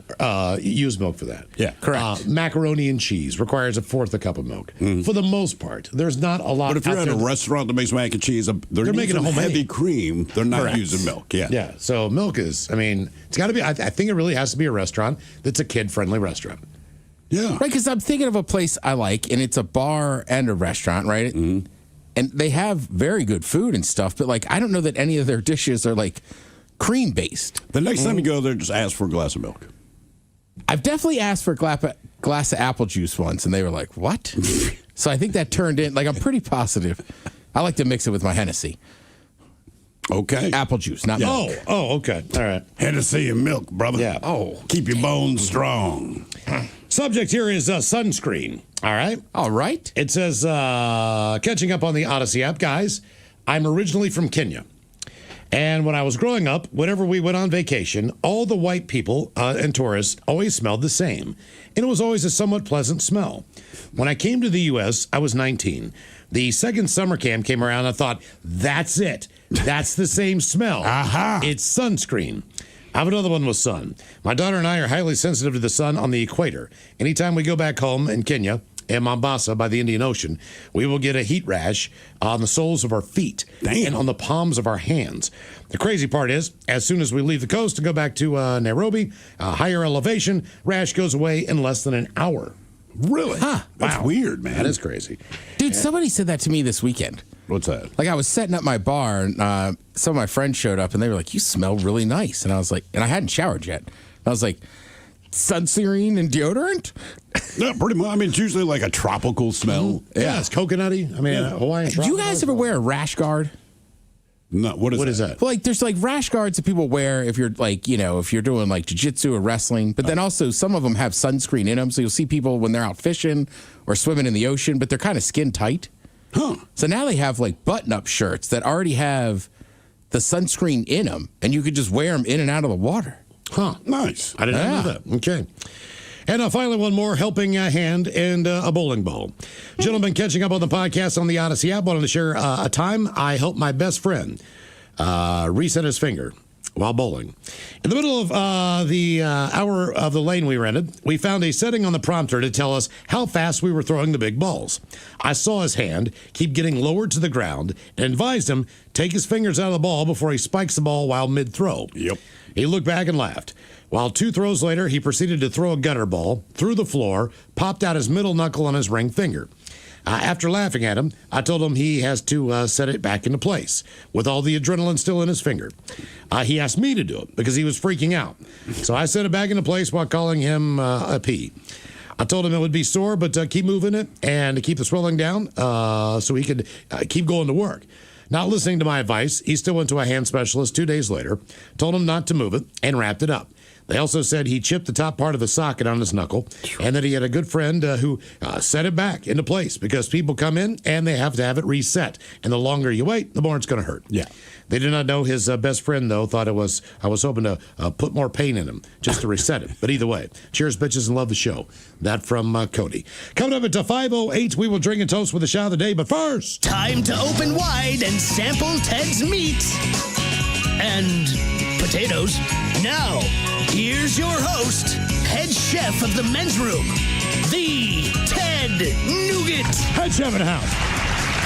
Thank you, folks. Thank you, folks. Glad to see everybody in here today. Now, you can grill any time of year. Obviously, warmer weather, sunny weather says go outside and grill. But hey, if it's snowing, you can grill. If it's cold, you're not you're not scared. No. Go outside and grill. Miles, I know you grill a lot. I do. Yeah, I guess I do. I've gone through 2 tanks of propane for a single person in a half a year. Yeah, let's get it done. Plus, you got a nice setup, right? Because you have your gas grill. You still have it up on that balcony. I do. I mean, so the most dangerous place possible. Yeah, but I mean, it's a gas grill. And also, I'm just saying, like, if it's raining or whatever, you still have a little bit of cover, so you can sit out there and grill. And I keep it clean. Well, I mean, as far as the grease trap and all that stuff, so I don't want to burn my house down. Yeah, I'm just laughing. It's funny. I feel like people with grills go one or two ways. Like, it's either clean it once a year, the first time you open it in the summer, or clean it all the time. Yeah, because I have some friends, and they can grill and stuff, but it's always just a smoke. Like, just so much smoke. And it's like, it's one thing to clean the grates. But it's like, you got to get in there. Yep. And there's a lot of different ways. You ever clean yours with an onion? No. As far as just the top? Yeah. No. The grates? No, I do not. I've heard that one works well. Probably with a little olive oil if you brush that on there and do the whole thing. So July is National Grilling Month. Again, most people are going to go out there and grill whenever. According to a new report, the average American enjoys 13 grill days per year. I beat that. By far. The number's higher in Wyoming, Oregon, Michigan, and New Hampshire. Now, what do you think the states are that grill the least? Probably the hottest ones. I would say like Arizona, maybe. It's a cold one, a hot one, and one where they bury their food in the ground. So I'll say Alaska's probably the least. Alaska, Hawaii, and... So Hawaii's on there. They don't grill much. Vermont and Mississippi. Well, it's so hot there. Yeah. I mean, it's just so but hot. Texas, they do it. Alabama, they do it, you know. But Mississippi doesn't really have a style of grilling or barbecuing that lends you to go outside, where Alabama does. I also think in Mississippi, right, like, I think that you're going to have more smokers as opposed to just sitting out. Sure, right. Sweating your You want to go back ass inside. Yeah, you're probably right. And when you get your smoker set up, like if you know what you're doing, you could set up that smoker and then you could sit inside in the air condition most of the day. All right. 84% of Americans said they grill more if they had more opportunities. Sure. In other words, if I were retired. And then 49% of people say they're not comfortable on the grill. You just do the best you can with what you got every time. Like it's never the same. I think it depends if you have a bunch of people over and everyone's standing over your shoulder. All right. Well, all right. You know, if you're just grilling for Hang on, yourself or the kids, like cool. So people's fears when they're grilling, number one, people say grilling chicken. Like, all right, chicken is a little bit harder. You just got to be smart what you're doing. Dropping meat through the grates. Look, it happens. And it's annoying, but it's not a fear. It's annoying. Like it can happen with burgers. I saw it recently and just like, we lost that one. Yep. What else is on there? Running out of propane, cooking evenly so you don't end up with a burnt inside and a raw inside. Having a dog roll off on you. God, so freaking annoying. I've had that. I know. I've had that. You're trying to grab it, you see it rolling. It's like, just it throws I got my itself tongs off in the hands, cliff. just can't get it. So these are the biggest grilling sins. Number one, they say touching another man's grill without permission. Yeah. Well, if you're over someone's house and they're grilling, that's not unless they say, hey, look, just look over it for a minute. I got to go to the bathroom, whatever. I might sit there, but I'm not probably going to do anything. Correct. Generally, when you're grilling, I feel like there's like a. I'm trying to think of here, like the next guy in charge. Right? If you're the president, he's the vice president, or you're whatever rank in the army. Everybody has that friend that you go, hey man, watch the grill for me. You're right. I got to go chop up veggies. But it's not someone random. But it's never a random dude. Right. But you know the hot spots. You know all the differences in the grill. So don't mess with it if you don't have to. And you just know who you trust with it. Absolutely. Right? Like anybody on this show, I trust. Sure. Right? Marshawn, I trust. I'm trying to think. I have a couple buddies where I'm just like, I've never seen you grill, man. So I'm like, no offense, but like, I don't know what you're doing. Like, you might get crazy on that thing. These are some grilling sins. Not allowing the meat to rest before serving. Mm-hmm. That's a big one. Also, for people scared of cooking chicken, get a meat thermometer. Right. Just make it easy, man. I would also tell people this. Remember, never, ever put barbecue sauce on anything until the end. It has a high amount of sugar. Yep. And it'll crystallize and get basically burnt on there. That's exactly it. And ruin your grill, too. This is a big grilling sin. Opening the lid unnecessarily. What's our People saying? just can't help themselves. Well, it depends on what you want to do. If you want to flash, I typically keep the lid open. Because if it's closed, you're going to cook the middle.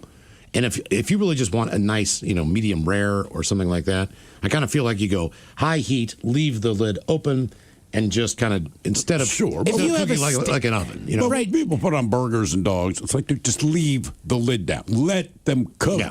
Oh, correct. Yeah. If you're just searing a steak, you're right. You want it on the flame, high temperature. Pressing down on the burger with a spatula. We used to all do this back in the day. There's no reason to do it. If you got a flat top on your grill and you're making a smash burger, that's one thing. But there's no reason to keep pressing on the burger to get flames to shoot up. No, you don't want to lose all the juice. That's where your taste That's the whole point.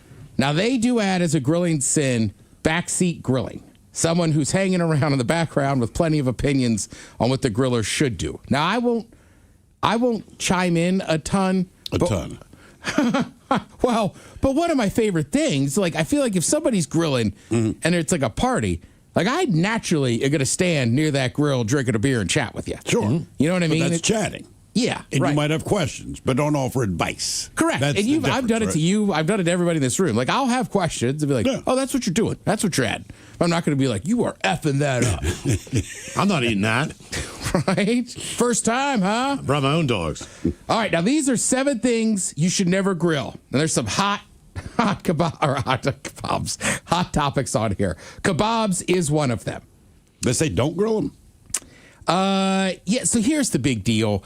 You can grill kebabs, but they'll cook at different temperatures. And please, God, you need 2 separate skewers, a vegetable one and a meat one. See, the meat takes a lot longer to cook through the way you want it, especially if you have chicken on there than the vegetables. Seafood takes no time. Here's my kebab trick.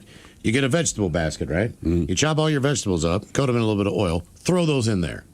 Then don't do anything to your chicken. Just leave it as it is. As a thigh, a breast, whatever. Grill the living hell out of it. Here's your piece of chicken. Here's your vegetables. It's the same thing. Yeah. Instead of sticking it on a stick where it's just like... Right. It's just easier. It looks good. But at the end of the day, at the same time. You got to take it off that stick anyhow. Yeah, well, you should. I mean, I like the idea of kebabs in a Japanese way, as far as those dishes go, and that little hot grill they got, the little tiny. Sure, or if you go to like the Mediterranean when they're grilling stuff, but those are generally it's just going to be meat on a skewer. It's a kebab. Yeah. They say these are 7 things you should never grill. They say most types of fish, including salmon. They do better if you cook them on low heat. If it's a really flaky fish, the smoke can hide the flavor. Tuna, swordfish do well on the grill. Before everybody comes to my head, if you have a halibut or a salmon and you have a cedar plank or something like that, and you put that on your grill, then I say go for it. Anything I put the halibut directly on the grill. Do you? I do. Yeah, halibut specifically. But with the halibut, usually there's still skin on it. Yeah, okay. So you put the skin side down. black you do cod. get the smoky taste, right? And then when you pull it off the grill, the skin comes off, no problem. I'll tell you what, man, seafood, though, anything with a shell, shrimp, mussels, clams. I agree. Throw those on there and let them pop open. Yeah, shout out to grilled oysters. They were delicious, Sal. All right, pizza as something you should never grill. I've never have. I don't know that it crossed my mind. My buddy does it, and it's good, but he's got a stone that he like puts on there. Yeah, okay, And that's then you different. put it on. Yeah, and like, look, some people just like grilling, so they want to grill it. And look, listen, I'll be dead honest with you. This is not my list. You can grill whatever the hell you want. All right, I recommend it. Give it a try. But sometimes it is a little harder to grill pizzas, but it's a fun activity. Sure. And then nowadays, they're kind of expensive, but with the advent of all these like pizza ovens that you could break down and just set up, like, yeah, there's a lot of action on that. I disagree again with this one. They say 7 things you should never grill. Filet mignon. They say it doesn't have enough fat for the grill. They're usually pretty thick, so it's hard to cook them the way you want. Here's a little secret I've learned. Everybody has probably a standard grill, right? Whatever.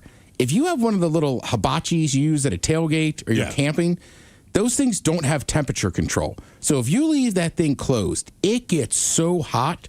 You take your filet, you've already seasoned it, it's been sitting out resting. You could get a great sear on that thing with that little grill. Also, the coals are closer to the meat as it cooks compared to a regular grill, which will give you like 8 inches away from the coals. You have those little ones, man. I mean, it's almost on top of it. Then the last one, and a lot of people are going to argue with this one, burgers. Oh, come on. The argument is that the fat drips down, the outside doesn't get caramelized, you lose flavor. Like they say, flat piece of cast iron placed on top of the grill. Like, I don't know. You're never going to convince me we're not going to grill burgers. Yeah, grill the burger. I'll tell you one thing they do have, and my stepfather was talking about this last night because he just got one. There are, like, if you have a Weber grill, a gas Weber grill, all right? There is a cast iron, but not really cast iron replacement you can for one grate. Yeah. So if you have like 3 grates, yeah. One will just be a flat top, the entire thing. So if you want to make those smash burgers, like, you're not going to lose the juice. Whatever you're grilling that you want to not go down through the grates, put it on that flat top and just Yeah. And again, hey man, it's your grill. I say grill whatever you want, including burgers. Then invite us. And there's something just fun about sitting outside, flipping a burger on a grill. And they taste so good, man. Yeah. Thank you, Head Chef. We appreciate it. Coming up at 5:08, we'll drink a toast with a shot of the day. You are listening to The Men's Room.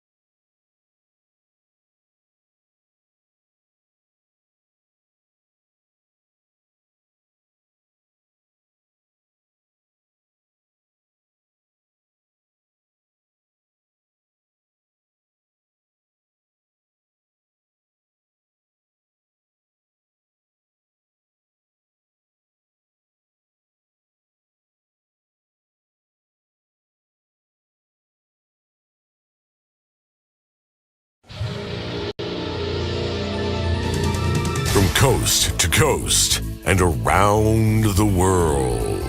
If it's not important, you'll hear it here. Exclusively on In Action News. Here now are Stone Ledbetter and Felix Foxworthy. Tonight, one man claims his reflection has a hard time maintaining eye contact. But first, a local archaeologist is gaining international attention after discovering the legendary tomb of King Tutankhamun in the jungles of Borneo. Yeah, no thanks. What do you mean, no thanks? I'm sure it's a big deal. It is a very big deal, Felix. Scientists and treasure hunters have been looking for King Tutankhamun's tomb for centuries. Our local archaeologist actually found it. Yeah, that's cool, man. If you're into that kind of thing. Well, I happen to be very into that kind of thing, for your information. I actually considered a career in archaeology before I got into broadcast journalism. You wanted to be an archaeologist? I considered it for a while, yes. Truth be told, it was seeing the movie Raiders of the Lost Ark that really got me interested. That movie had the exact opposite effect on me, Playboy. Indiana Jones was always in danger. Always. Raiders of the Lost Ark. Indiana Jones and the Temple of Doom. Indiana Jones and the Last Crusade. I won't mention Kingdom of the Crystal Skull or Dial of Destiny, but my point is archaeologist is not the type of job I want, man. But Felix, just think of the adventure. Hunting for treasure in exotic locations. According to my sources, this is the location of the ancient treasure. It's got to be here. If you say so, Playboy, I'm already over it. My feet hurt. I've been bitten by mosquitoes, centipedes, millipedes. We were attacked by cannibals with blowguns. We were attacked by Nazi treasure hunters with real guns. Now we're being chased by cannibal Nazis. I'm ready for this to be over. Patience, my friend. I am positive that this cave is the location of the treasure. You read the inscription carved in that stone, and I'll keep looking at my handy map. Yeah, all right, man. Okay, the good news is the treasure is here. Ha ha! I know it! Okay, cool your jets, Playboy. According to these ancient carvings, you can't just grab the treasure and be on your merry way. They say the treasure is booby-trapped. Booby-trapped? Yes, Stone, it's a treasure, not a grilled cheese sandwich, so it's booby-trapped. When I was a kid, I thought a booby-trap was a bra. What kind of booby-traps are we talking about? There's a bunch of them. There's a giant hole in the ground that opens into a pit of snakes. You'll want to avoid that, Playboy. I can't imagine falling into a pit of snakes. That'd be terrifying. But there's more than just a pit of venomous snakes. According to this, there is a swinging axe that drops from the ceiling. So keep your head on a swivel, man. You don't want to get hit with a swinging axe. My Uncle Haywood, he was hit with a swinging axe once. That's when we started calling him Half-Head Haywood. But the snake pit and the axe are just the first two booby traps. There's more. The carving's warn of a giant venomous spider. According to this, the spider is called Pow Pow. And it says that one bite from Pow Pow could kill you. So be careful back there, man. Don't let some ugly spider take you out. I don't care for spiders myself. Also, oh man, keep your eyes peeled for a morning star on a chain. A morning star? What is a morning star? According to Google, the morning star is a medieval weapon featuring a spiked ball mounted on a shaft. But this one is mounted on a chain. Sounds dangerous, so be careful. Now, if we can avoid all that, the final booby trap is the Black Pearl. According to legend, the Black Pearl is hidden somewhere in the ceiling. The ceiling? Can you believe that? Honestly, man, as best I can tell, I think we're in the clear. Uh-huh. The treasure awaits. Now hurry up and get it open before those cannibal Nazis get here.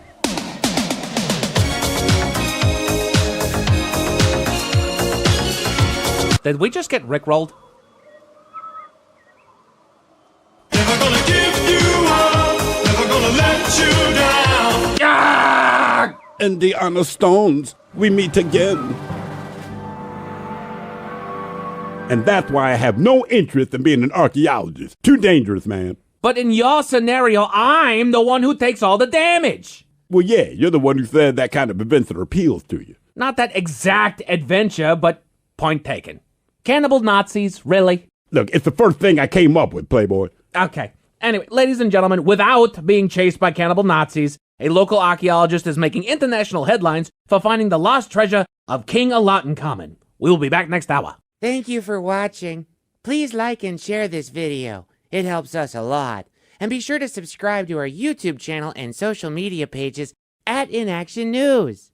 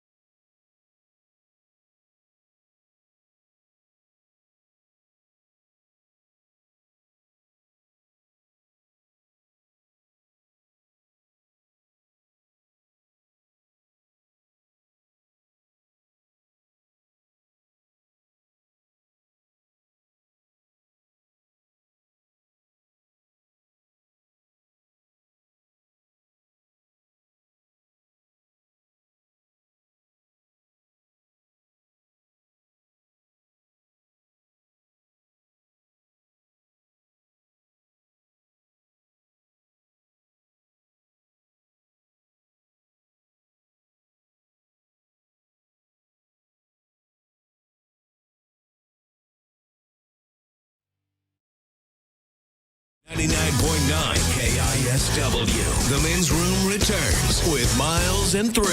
All right, so cut up here at 5:08. We'll drink and toast with the shot of the day. And we do have your headlines on the way at 5:50. But first, quick check-in with Mike Hawk and some of the stories and headlines he is not working on. Well, thank you, Miles. Apparently, phone repair shops are booming during the heat wave due to people putting their phones in the refrigerator. Because they're following, like, what do you call it? Like Instagram advice and all that TikTok crap. Oh, is that where? I've never heard of that. Yeah, like a bunch of quote-unquote influencers are like, oh, hey, man, if your phone overheats, put it in the fridge. So a lot of people are following suit, and then you come to find out that's a terrible idea. Is your phone ever giving you a heat warning? Yeah, I was about to say, just keep it out of direct sunlight this time of year. I've definitely, it's like, I'm too hot. I cannot believe that on the back of a phone, it does not have solar panels. So you leave the solar panels up, takes in the heat, charges the battery, doesn't get the phone hot. Kills whales, bro. Oh, does it? Yeah. I was just going to say. That's always something. Yeah. Every time my phone's been like, it's too hot, I'm like, me too, phone. Like, it's gross out here today, dude. It's nasty, man. Yeah, you're right, phone. It is too hot. Group of scientists recently gathered upwards of 100 species of spiders and raced them to see which was fastest, and I'm not working on it because we already did today. Yep. The huntsman spider. Of course, the huntsman is the fastest. I'm still chasing you. Right. I don't like the idea of that big damn thing sprinting after me. No, not at all. Makes you feel any better. I had a big black one in my sink this morning. Oh, what I was, feel better. What are the Well, he's dead now. Pacific Northwest giant house spider or something like that? I don't know. He was an evil looking guy, and I was just like, ho, intruder. Hope you could swim, little buddy. He couldn't. I have had. They can. That's the problem. You flush them and then they'll come back out. Mm-hmm. Well, I squeeze them to death first and then flush them. That does prevent them from swimming. Right. Enjoy your watery grave. I've had the oddest relationship with one here in my room. I'll wake up in the middle of the night and he's up on my ceiling. And I've got 10-foot ceilings in here. So it's in the middle of the night, I'm not going to get up on a stool and kill this little sucker. So he and I have an agreement. I just look at him and say, you just stay up there. I'll stay down here. He said, don't worry, when you fall asleep, I'll climb on your face. Pretty much. But you know what? I close my eyes and open them up about what seems like 15 seconds later, and he's just disappeared, and it scares the crap out of me. But at least he's out of sight, out of mind. I have money that says when you're asleep, he drops down on you. I don't want to whispers in your ear. Mike, you're going to wake up one day and not be able to get out of bed because there's a web over you. He's just whispering in my ear, "You're a little bitch. I've been waiting to get you. I'm your daddy." Apparently, sleeping too long could be an early sign of Alzheimer's. Well, what is too long? Right? Like the recommended amount is what, 6 to 7 hours? So I'm guessing anything over 9? Well, if it's consistently like that. I think if you need to sleep a lot, then your body's telling you that you are exhausted. You've done something, you've been busy for a few days, whatever the deal is. I mean, your normal sleep schedule should just be somewhat consistent. Right? I feel you. Yeah. Yeah. I think I got like 6.5 last night. That's about where I was at. I've been sleeping like the dead lately, man. Well, then you'd still be asleep, Mike. Yeah, true enough. What was kind of nice, too, is last night some of that cooler air moved in. It was quite nice. Oh, it was lovely. Put your thinking caps on, gents. Time for the Merriam-Webster word of the day. I'm going to give you guys, honestly, a 10% chance of success on this one. Steve, you currently hold the title with a single win yesterday. It is a noun brought to you by the letter B. And what this is a small household ornament or decorative object. Bauble. It's a bauble. You're close, but no, it's a 3-syllable word. Starts with B. Yep. Small household ornament or decorative object, starting with B. And you said it. What is it? A noun? Yeah. Noun. The word is bibelot.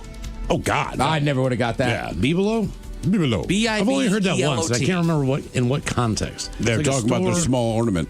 Yeah, it was something. People. Do you want to come over and look at all my? Set up a table every week at the flea market where he sold all sorts of bibelots and bric-a-brac, from ceramic figurines to tiny brown glass sculptures. Bibelots and bric-a-brac. Okay. That sounds like you're insulted somebody. Yeah. Dumbass bibelot. Bric-a-brac.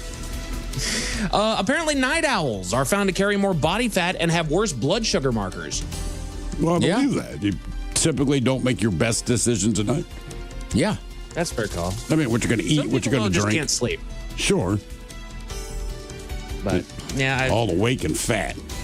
I don't know what it is, man. I turned back into a pumpkin by 8 o'clock. Nah, I'm a late night guy. I have to force myself to go to bed at 1 just so I know I can get a decent amount of sleep. Good Lord. I'm usually waking up to pee at 1. Next time you wake up to pee, just say goodnight. I'll hear it somehow. Like we always say, like, I'm just a thrill. Like, to me, Mike's like, I'm asleep by 10. I'm like, 10 o'clock's when I'm like launching into a series I want to watch. Yeah. Tell you what, next time I wake up at 1 to pee, I'll text the both of you. Good night, guys. Yeah. Good night, Mike. I'll be asleep with Mike. Happy peeing. Looking out for spiders. According to a new study, some pre-cooked seafood may actually carry more chemicals than raw fish. Well, I believe that. Right. It's pre-cooked, so to preserve it, I'm sure they added something. Exactly. I don't... Yeah. Seafood's already kind of a dangerous food, as it is. It's fine. Like, you're not going to die from it, but I feel like you're rolling the dice as to what kind of seafood you're getting here. Sure. I mean, what do you mean? Like, it's not like bingo. I mean, you kind of know what you're eating. I just feel like if somebody eats a bad something, it's seafood related, more often than not. You know, you had a bad oyster, bad clam. Yeah, okay, all right. It's also, I feel like, yeah, I was going to say, I'm kind of with Mike, right? Like, if you buy shrimp, you know what I mean? Like, you got to cook that in the next day. You know what I mean? Like, I would let shrimp sit around raw in my fridge for 3 days and then be like, oh, cook it now. No. That's why there's nothing wrong with buying seafood. It's all flash frozen. I mean, you can buy fresh if you can, but you're right. You got to cook it right away. But most of the time you go to the grocery store, you can just buy a bag of shrimp. It's already frozen. You just throw it in the freezer, cook it when you want. Right. And I'm not talking like salmon or tuna or anything like that. It's usually like kind of the shellfish variety. Oh, okay. I feel like the bugs of the sea tend to be a little sketch. Yeah, I don't know what happened. I ate that green mussel. Ooh, are they good? Green lip mussels from New Zealand? Jesus, are they good. I love those. You're going to cramp yourself the next day, but you know what? They're delicious. Oh, my God, I love those. New data shows that 9 out of 10 avocado oil products flunked an authenticity test. You mean they're not really avocado oil?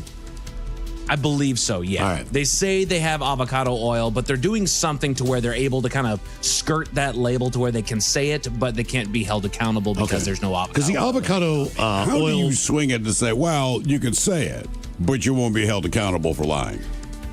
I think it's one of those things like, American wasabi is just horseradish. Yeah. There's things that has 0 grams of trans fat, but it has like 0.9 grams of trans fat. Right. You know, like truffle so I oil. think it's just, right? Truffle oil was this massive thing. People were paying a ton of money for it. And then we realized like there's not real truffles in it. I'll tell you what, those avocado oil potato chips are fantastic. Oh, the Boulder? Yeah. I was just telling Phil about that brand the other day. I got a bag in my desk right now. They are knocking it down. I told Phil, I was like, I guess they're supposed to be better for you. It's just a good brand of chip. No, it tastes great. Yeah. But you know what? Those the clever wording is just one of those psychological tricks that brands like to use to influence people, and in fact, they use a whole lot more. The Men's Room Top 10. The Men's Room Top 10.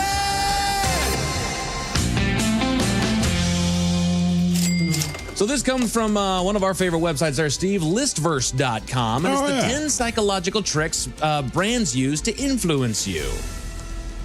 As far as number 10 on the list, they go with the decoy effect. So what they say here, behavioral economist Dan, he tested a subscription pricing. He found something strange. Offering a bad deal could dramatically boost sales of a better one. So the magazine offered 3 choices: $59 for online only, $125 for print only, or $125 for both. Almost nobody chose the print only option, but its presence doubled the number of people who chose the print and online bundle. That middle option, clearly inferior, was acting as a decoy. Oh, I Makes see. sense, yeah. Oh, well, hell, No, I I can think get both. I have no interest in one, but now that they say I can get this thing I'm not interested in at a bundled price, I'll do it. Yeah. And honestly, I think it's the same thing that movie theaters do with like popcorn pricing. You know, you're not going to get the small. Nobody wants the small popcorn.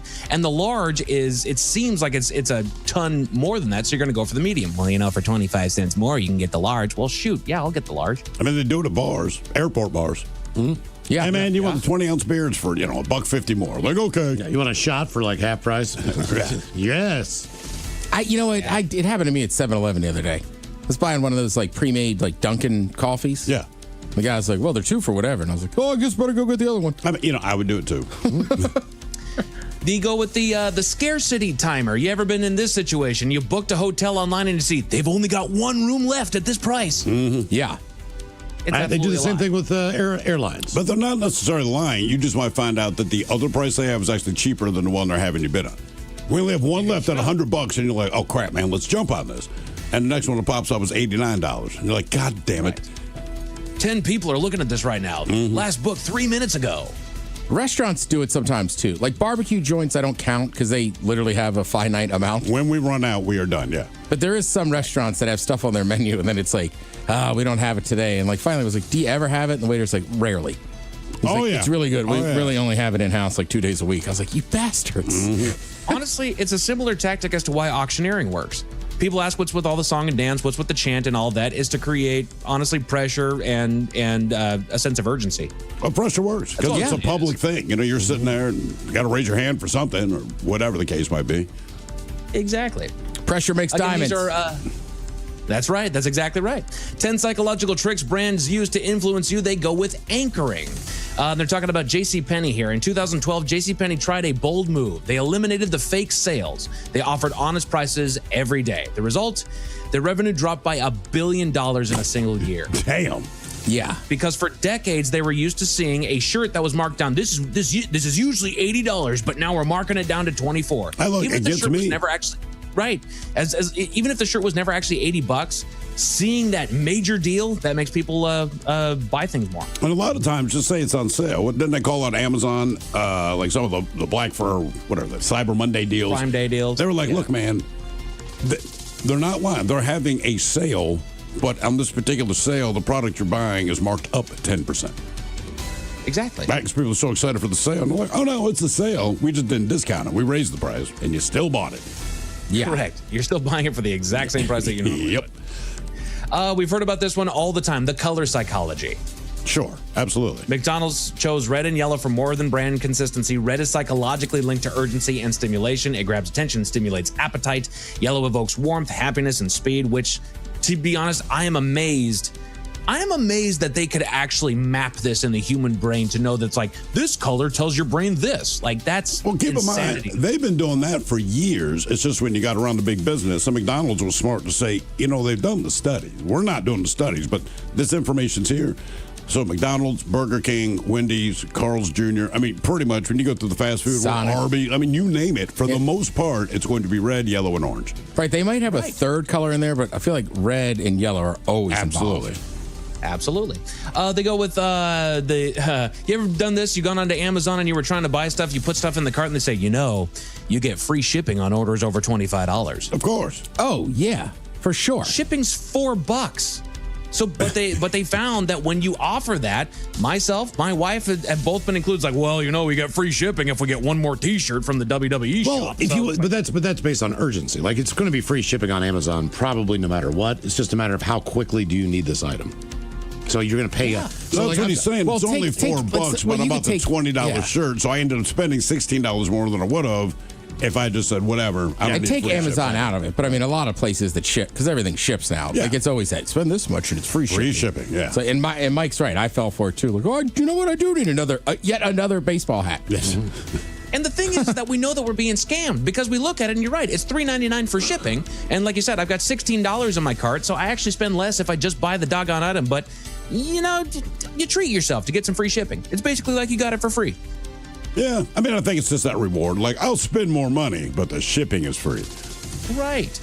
Personalized recommendations. Again, these are psychological tricks that brands use to influence you. They say when Netflix shows you rows labeled because you watched, it creates the illusion of a tailored experience. But behind that friendly interface is an algorithm designed not to give you what you want, but will make you stay longer. They don't just learn your taste. It nudges you toward content that it wants you to watch, which is basically its original shows, which have a higher profit margin. Right. Hey, since you watch this, we recommend. And look, to be fair, I know it's an algorithm. And look, I know they're duping me, but also, in those cases, you're probably not wrong. Yeah, so I got to give credit. If you watch Jaws, you might like Deep Blue Sea. Like, I understand the connection you're putting in. Exactly. You watch Debbie Does Dallas, you'll probably love Christy Canyon, Canyon. Social proof.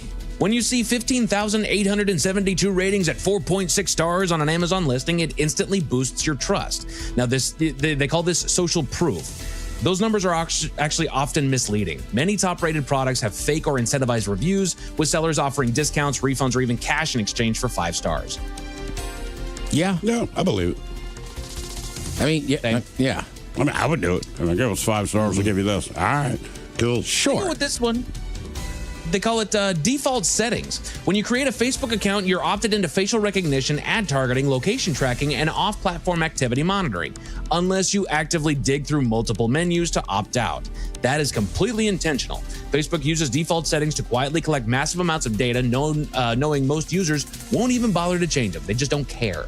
And that's not just Facebook. I mean, anything you sign a contract with, subscription, cert, you name it. Facebook will always kind of be the face of deceit, but it's pretty much everybody. Absolutely. They use Starbucks for this example here. Again, these are the psychological tricks brands use to influence you. They call it gamification. Say, Starbucks doesn't just serve coffee, it runs a psychological slot machine. The Starbucks Rewards program turns every purchase into progress towards a goal. You earn stars, unlock tiers, get bonus days, and receive custom challenges. You think about the number of, have you joined our club? Have you, put your phone number in, and then we'll start getting you points. And after you spend $1,000 here, we're going to give you a free $25 t-shirt, that kind of a thing. But it works, man. Look, my wife has like every rewards card from every store that has ever been created on this earth. And so she goes to a certain grocery store because it saves us money on gas, right? Even when we book an airline, there's no loyalty to an airline. They're all the same thing in the end, but we have this many miles on this one, so you stick with them, right? I mean, that's it. And so it works. It's smart. Yeah, because if you use your points, I mean, I did it when I flew down to Vegas a couple months ago. Like, I basically had a free flight as I just used my points. And I think it's smart if what you're selling is more of a commodity than a product, it makes sense to do a rewards program. Because in the end, if I need groceries, I just need food. I don't care what grocery store I go to. I need freaking food. But if I go to this one, I get rewarded. So now I go to this gas station, right? One of the best knives I own, I got free from a grocery store. Because it was around Christmas. The guy was like, "Oh, you have this many points. Like, you qualify." And I was like, "Oh, thanks. It's a great knife." That's awesome. Then you stabbed the guy that gave it to him. Such a sad story. Merry Then Christmas, I'll leave you with this last and final psychological trick brands use to influence you. Basically, it's easy as it can be. Minimalist design. Modern scammers don't build sketchy websites anymore. They copy and design language of legitimate, highly trusted brands. Many phishing pages now replicate Apple's minimalist style with gray backgrounds, sans serif fonts, rounded buttons, and generous white space. Some even mirror official Apple URLs with subtle typos and use real logos or embedded iframes to fool users into thinking that they're a secure portal. This works because minimalist design subconsciously signals competence and credibility. We've been trained to trust clean designs thanks to companies like Apple, Google, and Stripe. Well, even going to someone's house.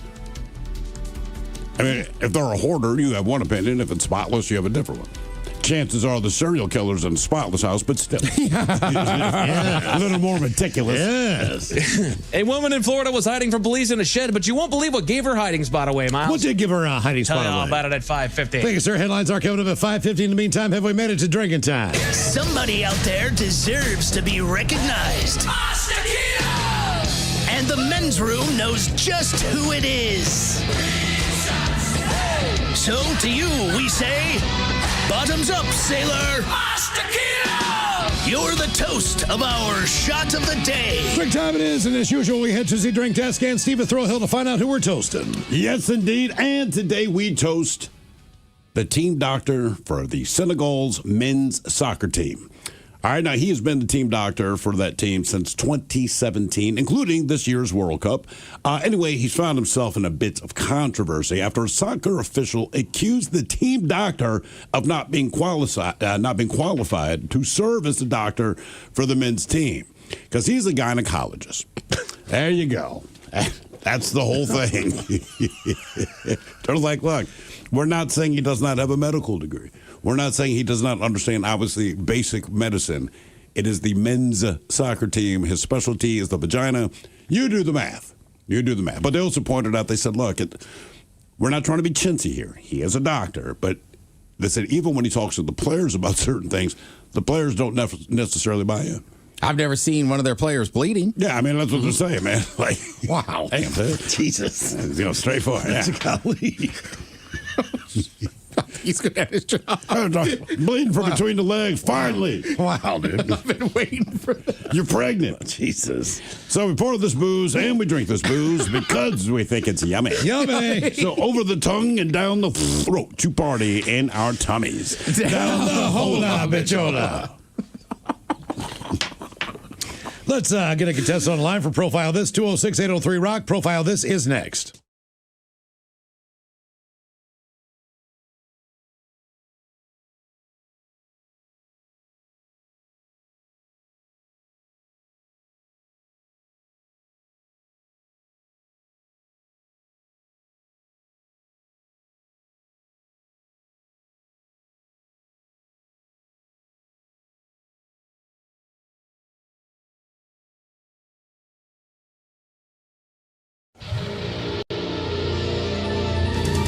From coast to coast and around the world. If it's not important, you'll hear it here. Exclusively on In Action News. Here now are Stone Ledbetter and Felix Foxworthy. Tonight, one man claims his reflection has a hard time maintaining eye contact. But first, a local archaeologist is gaining international attention after discovering the legendary tomb of King Tutankhamun in the jungles of Borneo. Yeah, no thanks. What do you mean, no thanks? I'm sure it's a big deal. It is a very big deal, Felix. Scientists and treasure hunters have been looking for King Tutankhamun's tomb for centuries. Our local archaeologist actually found it. Yeah, that's cool, man. If you're into that kind of thing. Well, I happen to be very into that kind of thing, for your information. I actually considered a career in archaeology before I got into broadcast journalism. You wanted to be an archaeologist? I considered it for a while, yes. Truth be told, it was seeing the movie Raiders of the Lost Ark that really got me interested. That movie had the exact opposite effect on me, Playboy. Indiana Jones was always in danger. Always. Raiders of the Lost Ark. Indiana Jones and the Temple of Doom. Indiana Jones and the Last Crusade. I won't mention Kingdom of the Crystal Skull or Dial of Destiny, but my point is archaeologist is not the type of job I want, man. But Felix, just think of the adventure. Hunting for treasure in exotic locations. According to my sources, this is the location of the ancient treasure. It's got to be here. If you say so, Playboy, I'm already over it. My feet hurt. I've been bitten by mosquitoes, centipedes, millipedes. We were attacked by cannibals with blowguns. We were attacked by Nazi treasure hunters with real guns. Now we're being chased by cannibal Nazis. I'm ready for this to be over. Patience, my friend. I am positive that this cave is the location of the treasure. You read the inscription carved in that stone, and I'll keep looking at my handy map. Yeah, all right, man. Okay, the good news is the treasure is here. Ha ha! I know it! Okay, cool your jets, Playboy. According to these ancient carvings, you can't just grab the treasure and be on your merry way. They say the treasure is booby-trapped. Booby-trapped? Yes, Stone, it's a treasure, not a grilled cheese sandwich, so it's booby-trapped. When I was a kid, I thought a booby-trap was a bra. What kind of booby-traps are we talking about? There's a bunch of them. There's a giant hole in the ground that opens into a pit of snakes. You'll want to avoid that, Playboy. I can't imagine falling into a pit of snakes. That'd be terrifying. But there's more than just a pit of venomous snakes. According to this, there is a swinging axe that drops from the ceiling. So keep your head on a swivel, man. You don't want to get hit with a swinging axe. My Uncle Haywood, he was hit with a swinging axe once. That's when we started calling him Half-Head Haywood. But the snake pit and the axe are just the first two booby traps. There's more. The carvings warn of a giant venomous spider. According to this, the spider is called Pow Pow. And it says that one bite from Pow Pow could kill you. So be careful back there, man. Don't let some ugly spider take you out. I don't care for spiders myself. Also, oh man, keep your eyes peeled for a morning star on a chain. A morning star? What is a morning star? According to Google, the morning star is a medieval weapon featuring a spiked ball mounted on a shaft. But this one is mounted on a chain. Sounds dangerous, so be careful. Now, if we can avoid all that, the final booby trap is the Black Pearl. According to legend, the Black Pearl is hidden somewhere in the ceiling. The ceiling? Can you believe that? Honestly, man, as best I can tell, I think we're in the clear. Uh-huh. The treasure awaits. Now hurry up and get it open before those cannibal Nazis get here.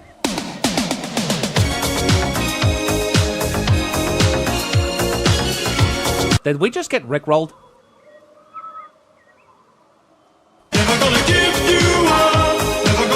let you down. Ah! Indiana Stones, we meet again. And that's why I have no interest in being an archaeologist. Too dangerous, man. But in your scenario, I'm the one who takes all the damage. Well, yeah, you're the one who said that kind of adventure appeals to you. Not that exact adventure, but point taken.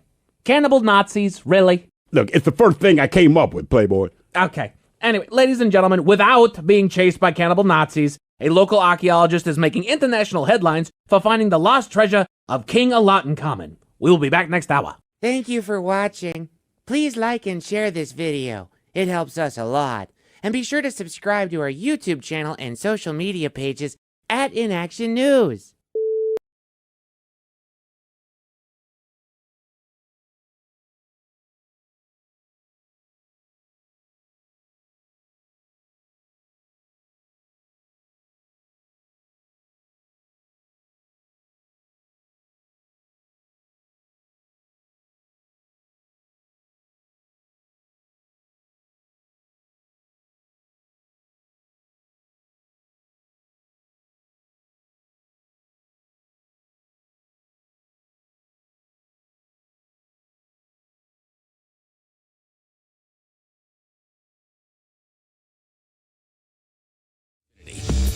The Men's Room presents Profile This. And Stephen Throwhill, could you please tell everyone how Profile This is played? Oh, sure can, Miles. It's a simple game where we share with you a real-life news story, something that happened right here on planet Earth.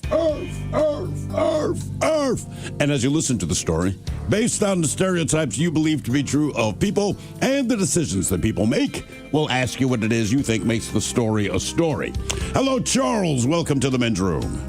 Hola. Hola. All right, Charles, you understand how this here game is played? Yes. Fantastic. You have your choice today of one of three categories, including the wonderful world of drugs. We have Bite Me. In other words, what did someone find in their food? And finally, for you today, my friend, we have Animalize This, where you guess the animal responsible for creating the problem. Let's go Bite Me. Just eat it, eat it. Get yourself an egg and feed it. All right, we go to the country of Austria, where police have urged people to be vigilant after a sample of hip baby food was found to contain something unpleasant.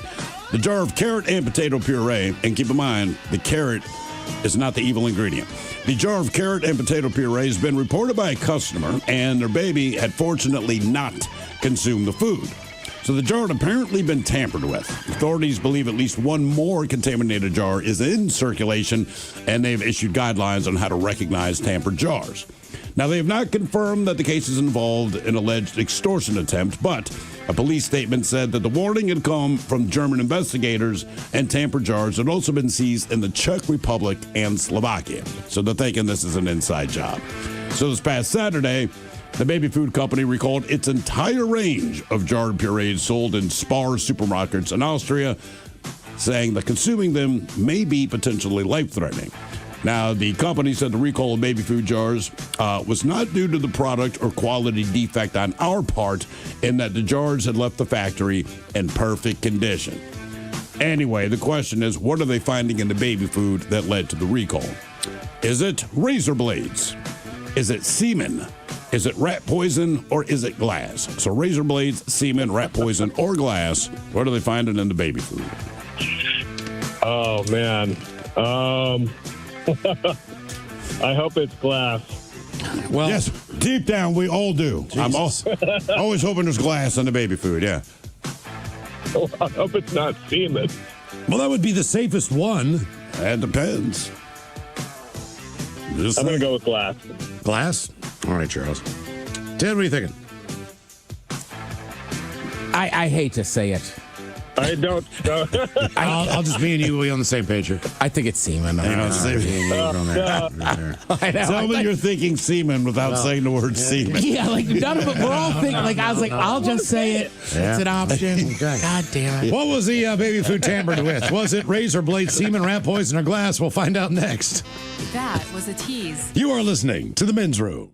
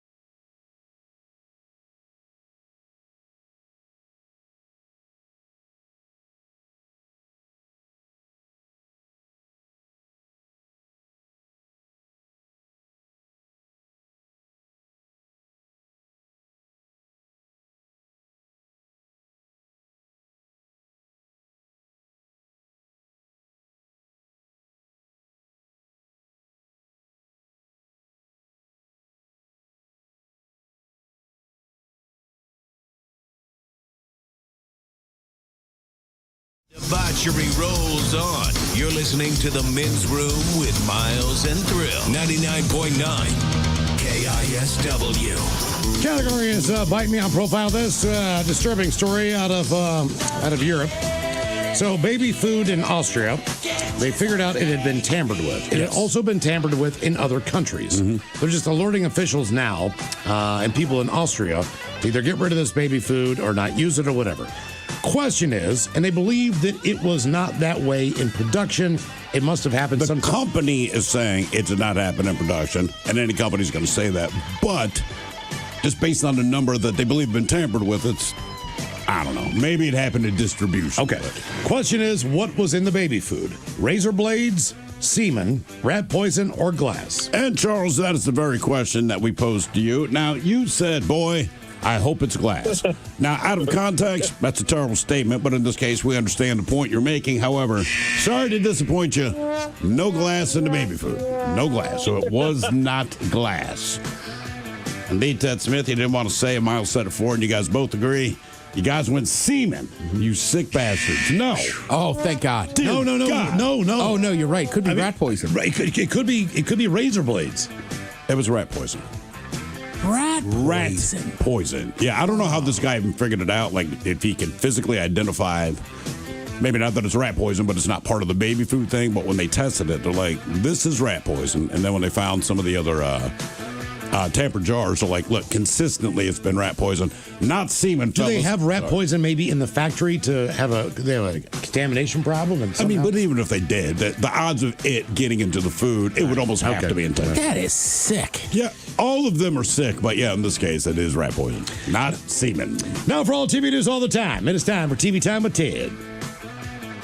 And now, because your pathetic life is confined to countless hours in front of a talking box, the Men's Room presents TV Time with Ted. Oh, there it is. I could have potted it up a little louder for you. Jesus Christ, that was disturbing. Sorry. Still worried about the profile list. Just like, Jesus. You know what worried me is that I probably edited that story about a week and a half ago. So I forgot the options that I came up with. So when I saw semen, I'm like, Jesus, dude, just to myself. Because you couldn't remember. Well, I couldn't remember. So I'm reading it, kind of real time. And I'm like, so yeah, sadly, that came from my own brain. Good that I put that out there. Good thinking. Yeah. Good to know. Yeah. You came up with that. Yes, I thought of that on my own. So yesterday, after you had the baseball All-Star game, we did have World Cup game on yesterday. Yes. But traditionally, that yesterday is a very boring day in the sports world. I mean, World Cup's once every 4 years, so. It looked like tackle football to me. I was watching some highlights. I was like, geez, whiz, man, they're not calling anything. Well, I'm not going to say I got bored last night, but I saw the first American ever to hit a century in Major League Cricket. Wow. Yeah. That's why you've got the Willow channel. It is. It's nights like last night where it's like, thank God I have, besides nights like cha-ching. Finally. Well, I do watch the Indian Premier League, but I'm also watching it, and it's Major League Cricket, right? Seattle's the Orcas, I think? I believe it is the Orcas. So it wasn't them, but I'm looking at the stadium. I could tell it's a baseball stadium. I was like, what in the hell is this stadium? It was the Oakland Coliseum. Oh, wow. At least it's being used for something, man. That's what I see, because I'm just looking at it. I'm like, I know it's a baseball stadium, but Oakland has a team?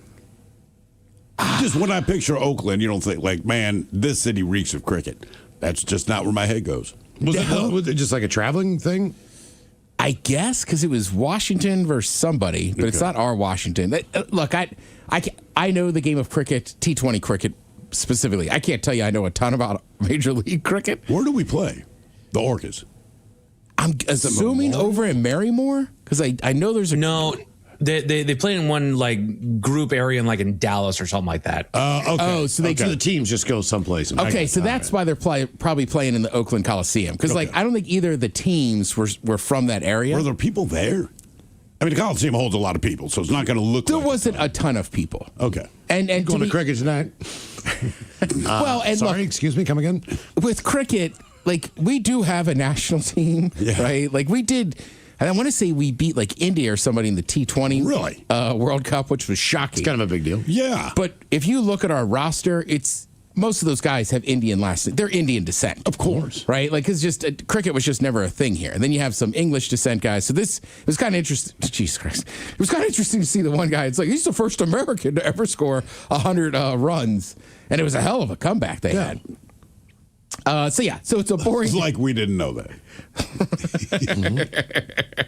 Well, I mean, they were down to like scoring 40 runs on 26 balls. Well, based on Seattle's IT culture, we could field a team. We got this. Yeah, there's pickup games. An Uber driver invited me once. I really think I could be a batsman. That's the guy that hits the ball. Did you take him up on it?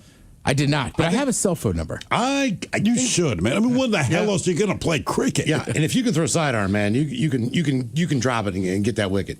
I'm pretty sure. You can go 3/4 Get down. that wicket, Dad. Get that wicket. It's like the key rule, protect the wicket. Yep. But besides watching cricket, the ESPYs were on. And, again, I think it's one of the sillier award shows because sports have a finality. But, they have best team and this and that. Sure. But also, athletes are not known for having the best sense of humor. But pretty good open, little fun at Shane Gillis. Welcome to the ESPY Awards. Thank you so much for being here. This is the only award show where none of the nominees were bullied in high school. I am Marcelo Hernandez, and I am the first Latino to host the ESPY Awards in over 25 years. I also want to shout out last year's host, Shane Gillis. He is watching from home like a true American. On his couch, drinking a beer while a Hispanic guy does his job. Right? I'm like, all right, that's pretty good. In the ESPYs every year, any joke, people are always like, I can't believe that guy said that. Norm Macdonald still has the best one of all time. This was years ago, and Charles Woodson had just won a Heisman Trophy.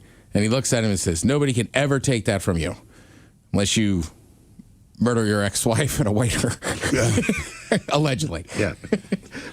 Tell me he lost his job on SNL. Yeah, though he never let up on OJ. Well, the thing was, at that time, one of the major producers, not Lorne Michaels, because this was there's a 5-year period where Lorne Michaels wasn't there. So there's other guys running it, but this other guy played golf with OJ. And all this trial stuff's going on. And Norm Macdonald, along with everybody, is being merciless about the trial. All right? Yeah. And this executive would get pissed and keeps it like, man. Oh, you know the guy. You got to stop telling jokes. This is my buddy, blah, blah, blah. So Norm made Norm like, yeah. And he would crack jokes. So finally, the trial comes to an end.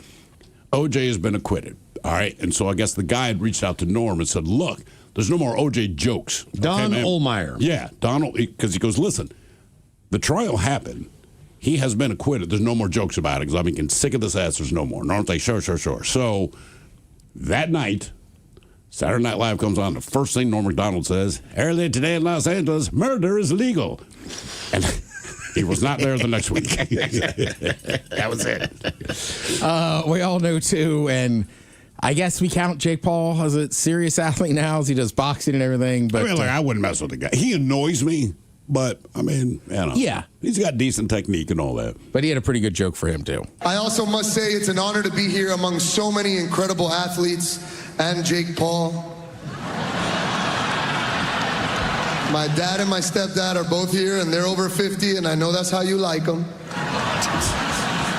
The Knicks won their first championship since 1973. And to put into perspective how long ago that was, in 1973, hockey players didn't wear helmets. Basketball had no three-point line. And in 1973, Bill Belichick was the age his girlfriend is now.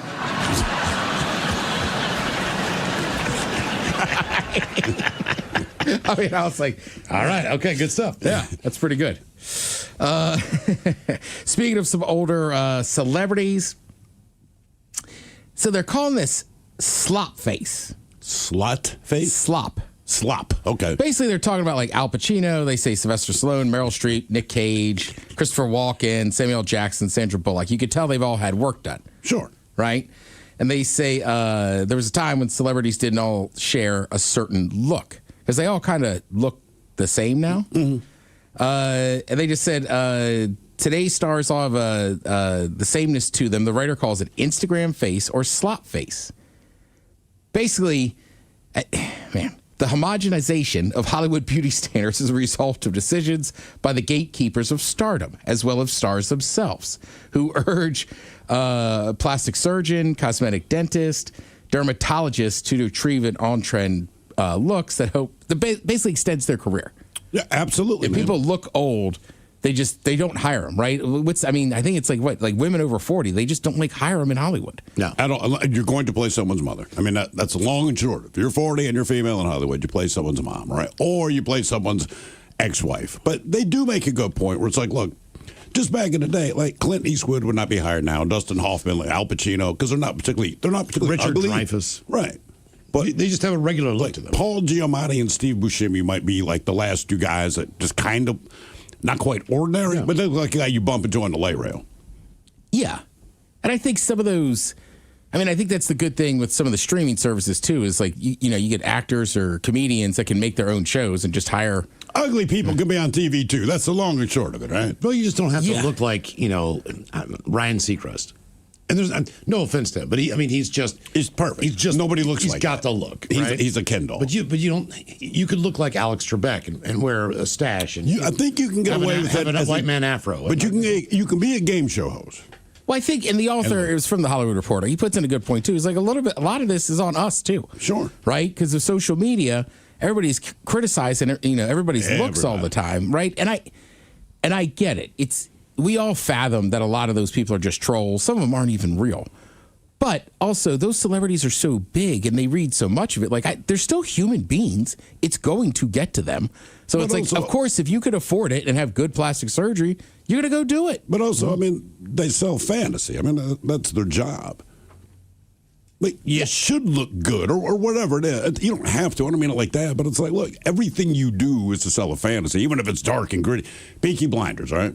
Yeah. Not an uplifting show, but it still takes you away from whatever's going on in your world for a minute. Yeah. That's the point. They should look a little different than we do, a little hotter than us, a little crazier than us, all that stuff. Right. And it's crazy, too, is I don't know, I forget who it was, some famous actress who's not even that old. She's 30 the other day.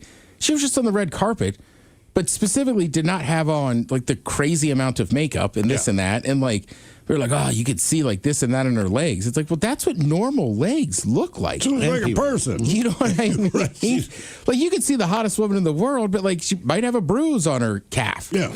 It doesn't make them brave because that's I don't know. They have a life. Yeah. And I think also for a lot of people, right? You always tell the story about Carmen Electra or whatever, but those people look a lot different when they're not on camera and not all done up. Well, what's funny with Carmen Electra and the brief interaction I had with her, my opinion, she looked better without the makeup. All right. And granted, she put on her makeup to achieve a very specific look. She was just a good looking woman. So that's part of the reason I didn't recognize her up front.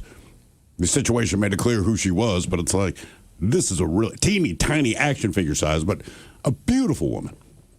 Yeah, it's crazy, and then they got to keep up with it. And look, in this day and age, I feel like a lot of people in regular life are having plastic surgery or Botox or this or that. So it's and why not? Right, people. Athletes work out all the time. You know why? Because when they don't, they're not going to do as well. Yeah. Right. And granted, that's competitive, but inevitably they got what's his name, Patrick Mahomes. So he's got a dad bod. I'm like, look, I make fun of he'd beat my ass in a heartbeat. And if that guy was standing here shirtless, he would be the most fit, in shape person, right? By far. And it's he's got a that is not. Who's that? If you want to feel better about yourself, just know if you're 5'6", you're 6 inches taller than most of them. That is one thing about celebrities. Seriously, right? If you really want to feel good about yourself, that's all you need. You are a foot taller than Tom Cruise. Oh my God, are you small? Sylvester Stallone. You're like a mini person. The dude's cut, he's built, and he's 5'4". Well, we always say it, right? Of all the people we've met, Hollywood actors and a lot of musicians are smaller than you think. Way smaller.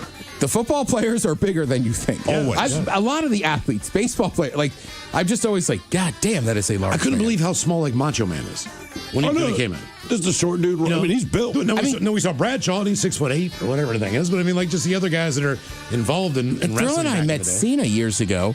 While he is shorter than I expected, man, his shoulders are broad. Yeah, he's got that. If he laid Yeah, on his that. side, he'd be taller. That was the sense I got. We're talking to him. Also, super nice dude. Very nice. By the way, go Sounders, F the Timbers. It's in Portland tonight, right? No, it's here. It's back to Lumen Field. Is it grass? Man, that's a good. We're gonna find out. We're gonna find out. Grass still has to be in there by now, right? I don't know. They ripped it out in New England, right? Did I haven't kept up on them. Yes, they did. Thank you, Tim. We appreciate it. You're listening to Men's Room.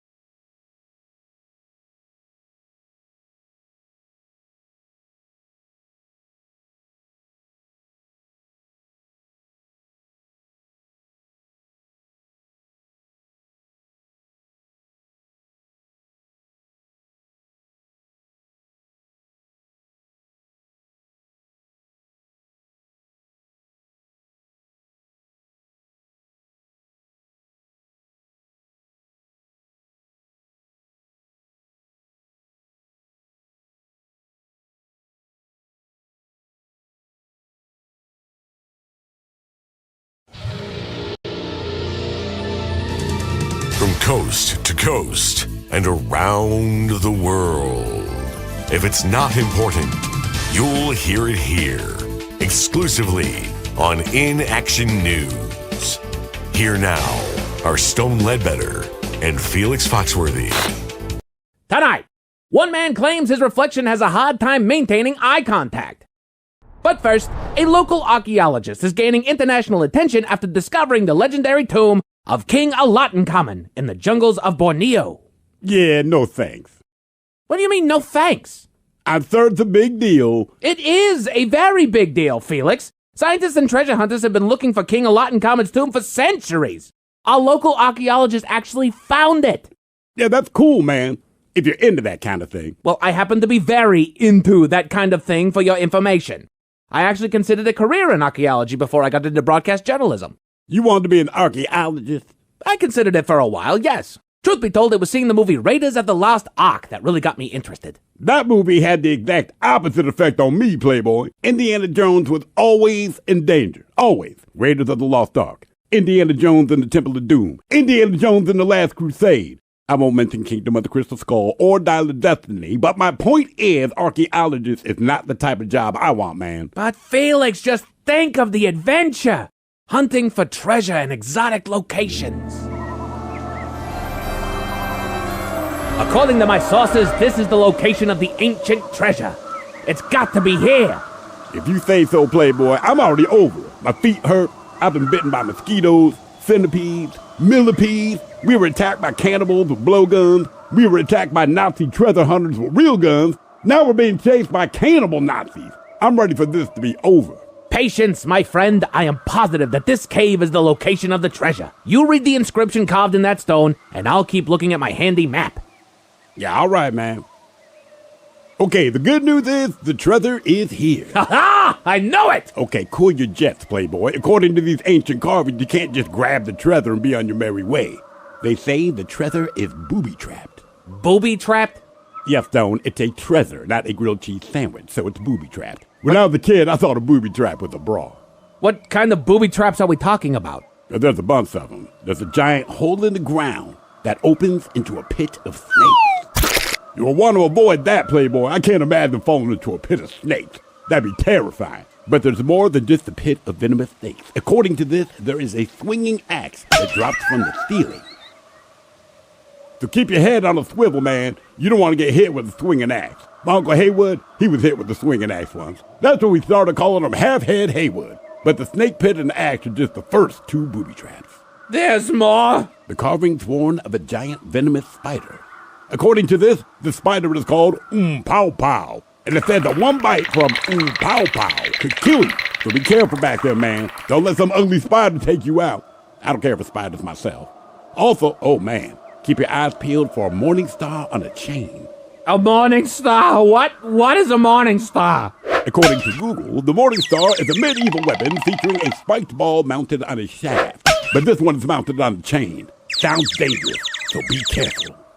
Now, if we can avoid all that, the final booby trap is the Black Pearl. According to legend, the Black Pearl is hidden somewhere in the ceiling. The ceiling, can you believe that? Honestly, man, as best I can tell, I think we're in the clear. Uh-huh. The treasure awaits. Now hurry up and get it open before those cannibal Nazis get here.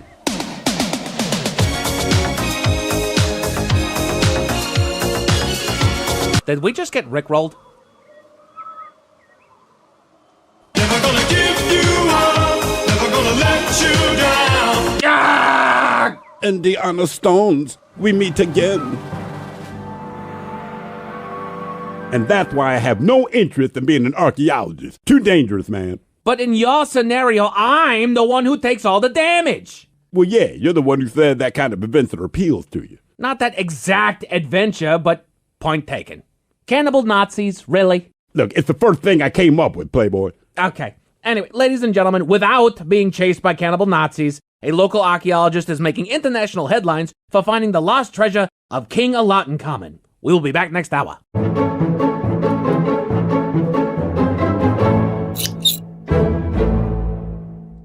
Five Loco. Yeah, 4 Loco wasn't doing it for me, man. So I created 5 Loco. Where did you find the other Loco? It's a long, convoluted story, but it involves illegal substances from foreign countries. And with the closing of the Strait of Hormuz, it's a little more difficult to get the ingredients I need.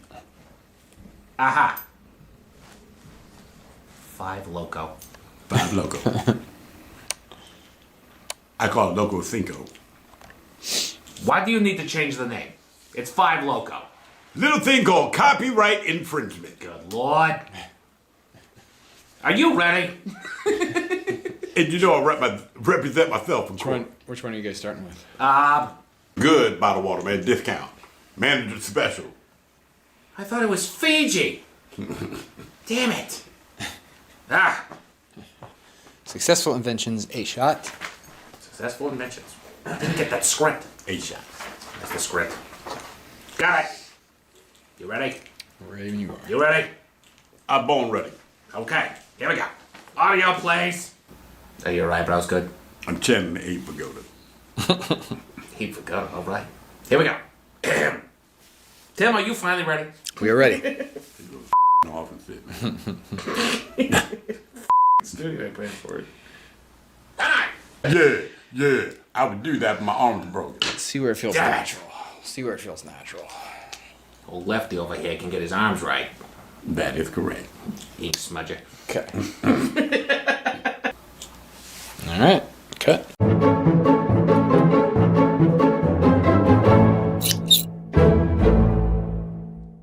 Thank you for watching. Please like and share this video. It helps us a lot. And be sure to subscribe to our YouTube channel and social media pages at InAction News.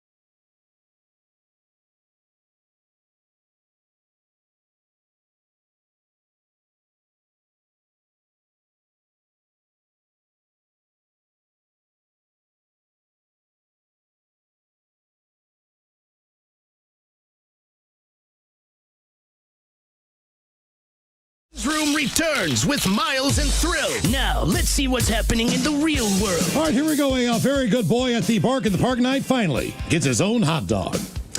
Meanwhile, a woman driving naked with guns in her car was also in a weed fog.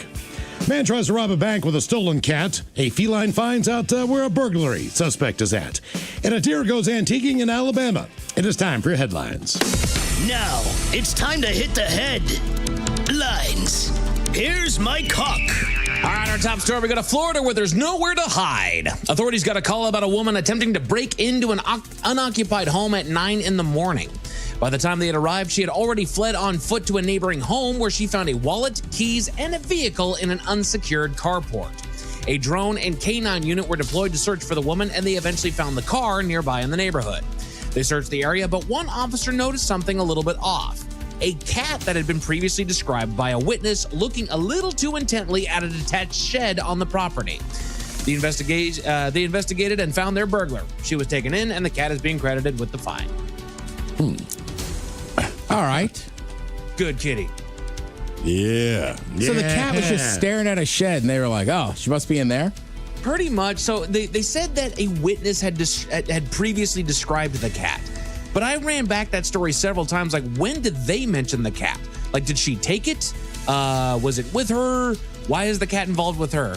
Either way, the cat was sitting there, sniffing at, batting, scratching at this shed door. And so they were like, let's go check that guy out real quick. And lo and behold, there she was. All right. Cat's on it. Cat's on it. Similarly, we go to Maryland, where cats can be used as unknowing accomplices. A man had walked into the same pet supply store on multiple occasions within a 2-week span, showing interest in a tuxedo kitten. Seeing an opportunity one day with an unlocked kennel and no staff around, he ended up swiping the kitten and running out of the store. Authorities say that he immediately ran to a nearby bank where he asked the teller to hold the kitten as he scribbled out a robbery note demanding cash. I know.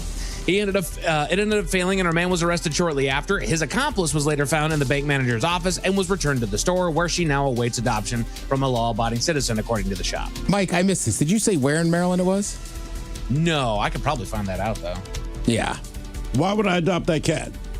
It's a criminal. Well, it's just funny. It is a really cute cat. Magnolia? You seen this thing? Magnolia. Yeah. Did you say where it was, Mike? That was the name of the cat. Chestnut Hill. Chestnut Hill. Is that Baltimore? That cat knew.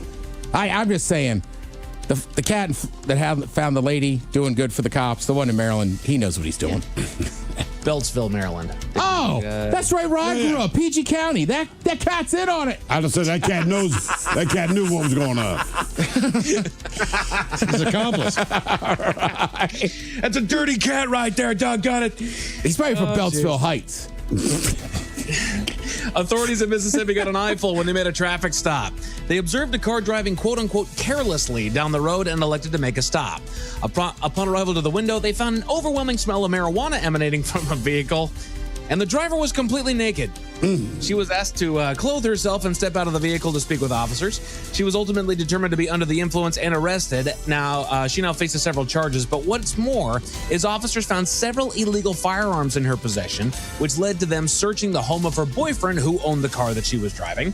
And that search yielded even more illegal firearms as well as illegal substances, and he was arrested and faces charges as well. I like how they say get dressed and stuff, but no, getting out naked off. Matter of fact, I don't think I will. Also, I didn't know that it was illegal to drive naked. I don't know, is it?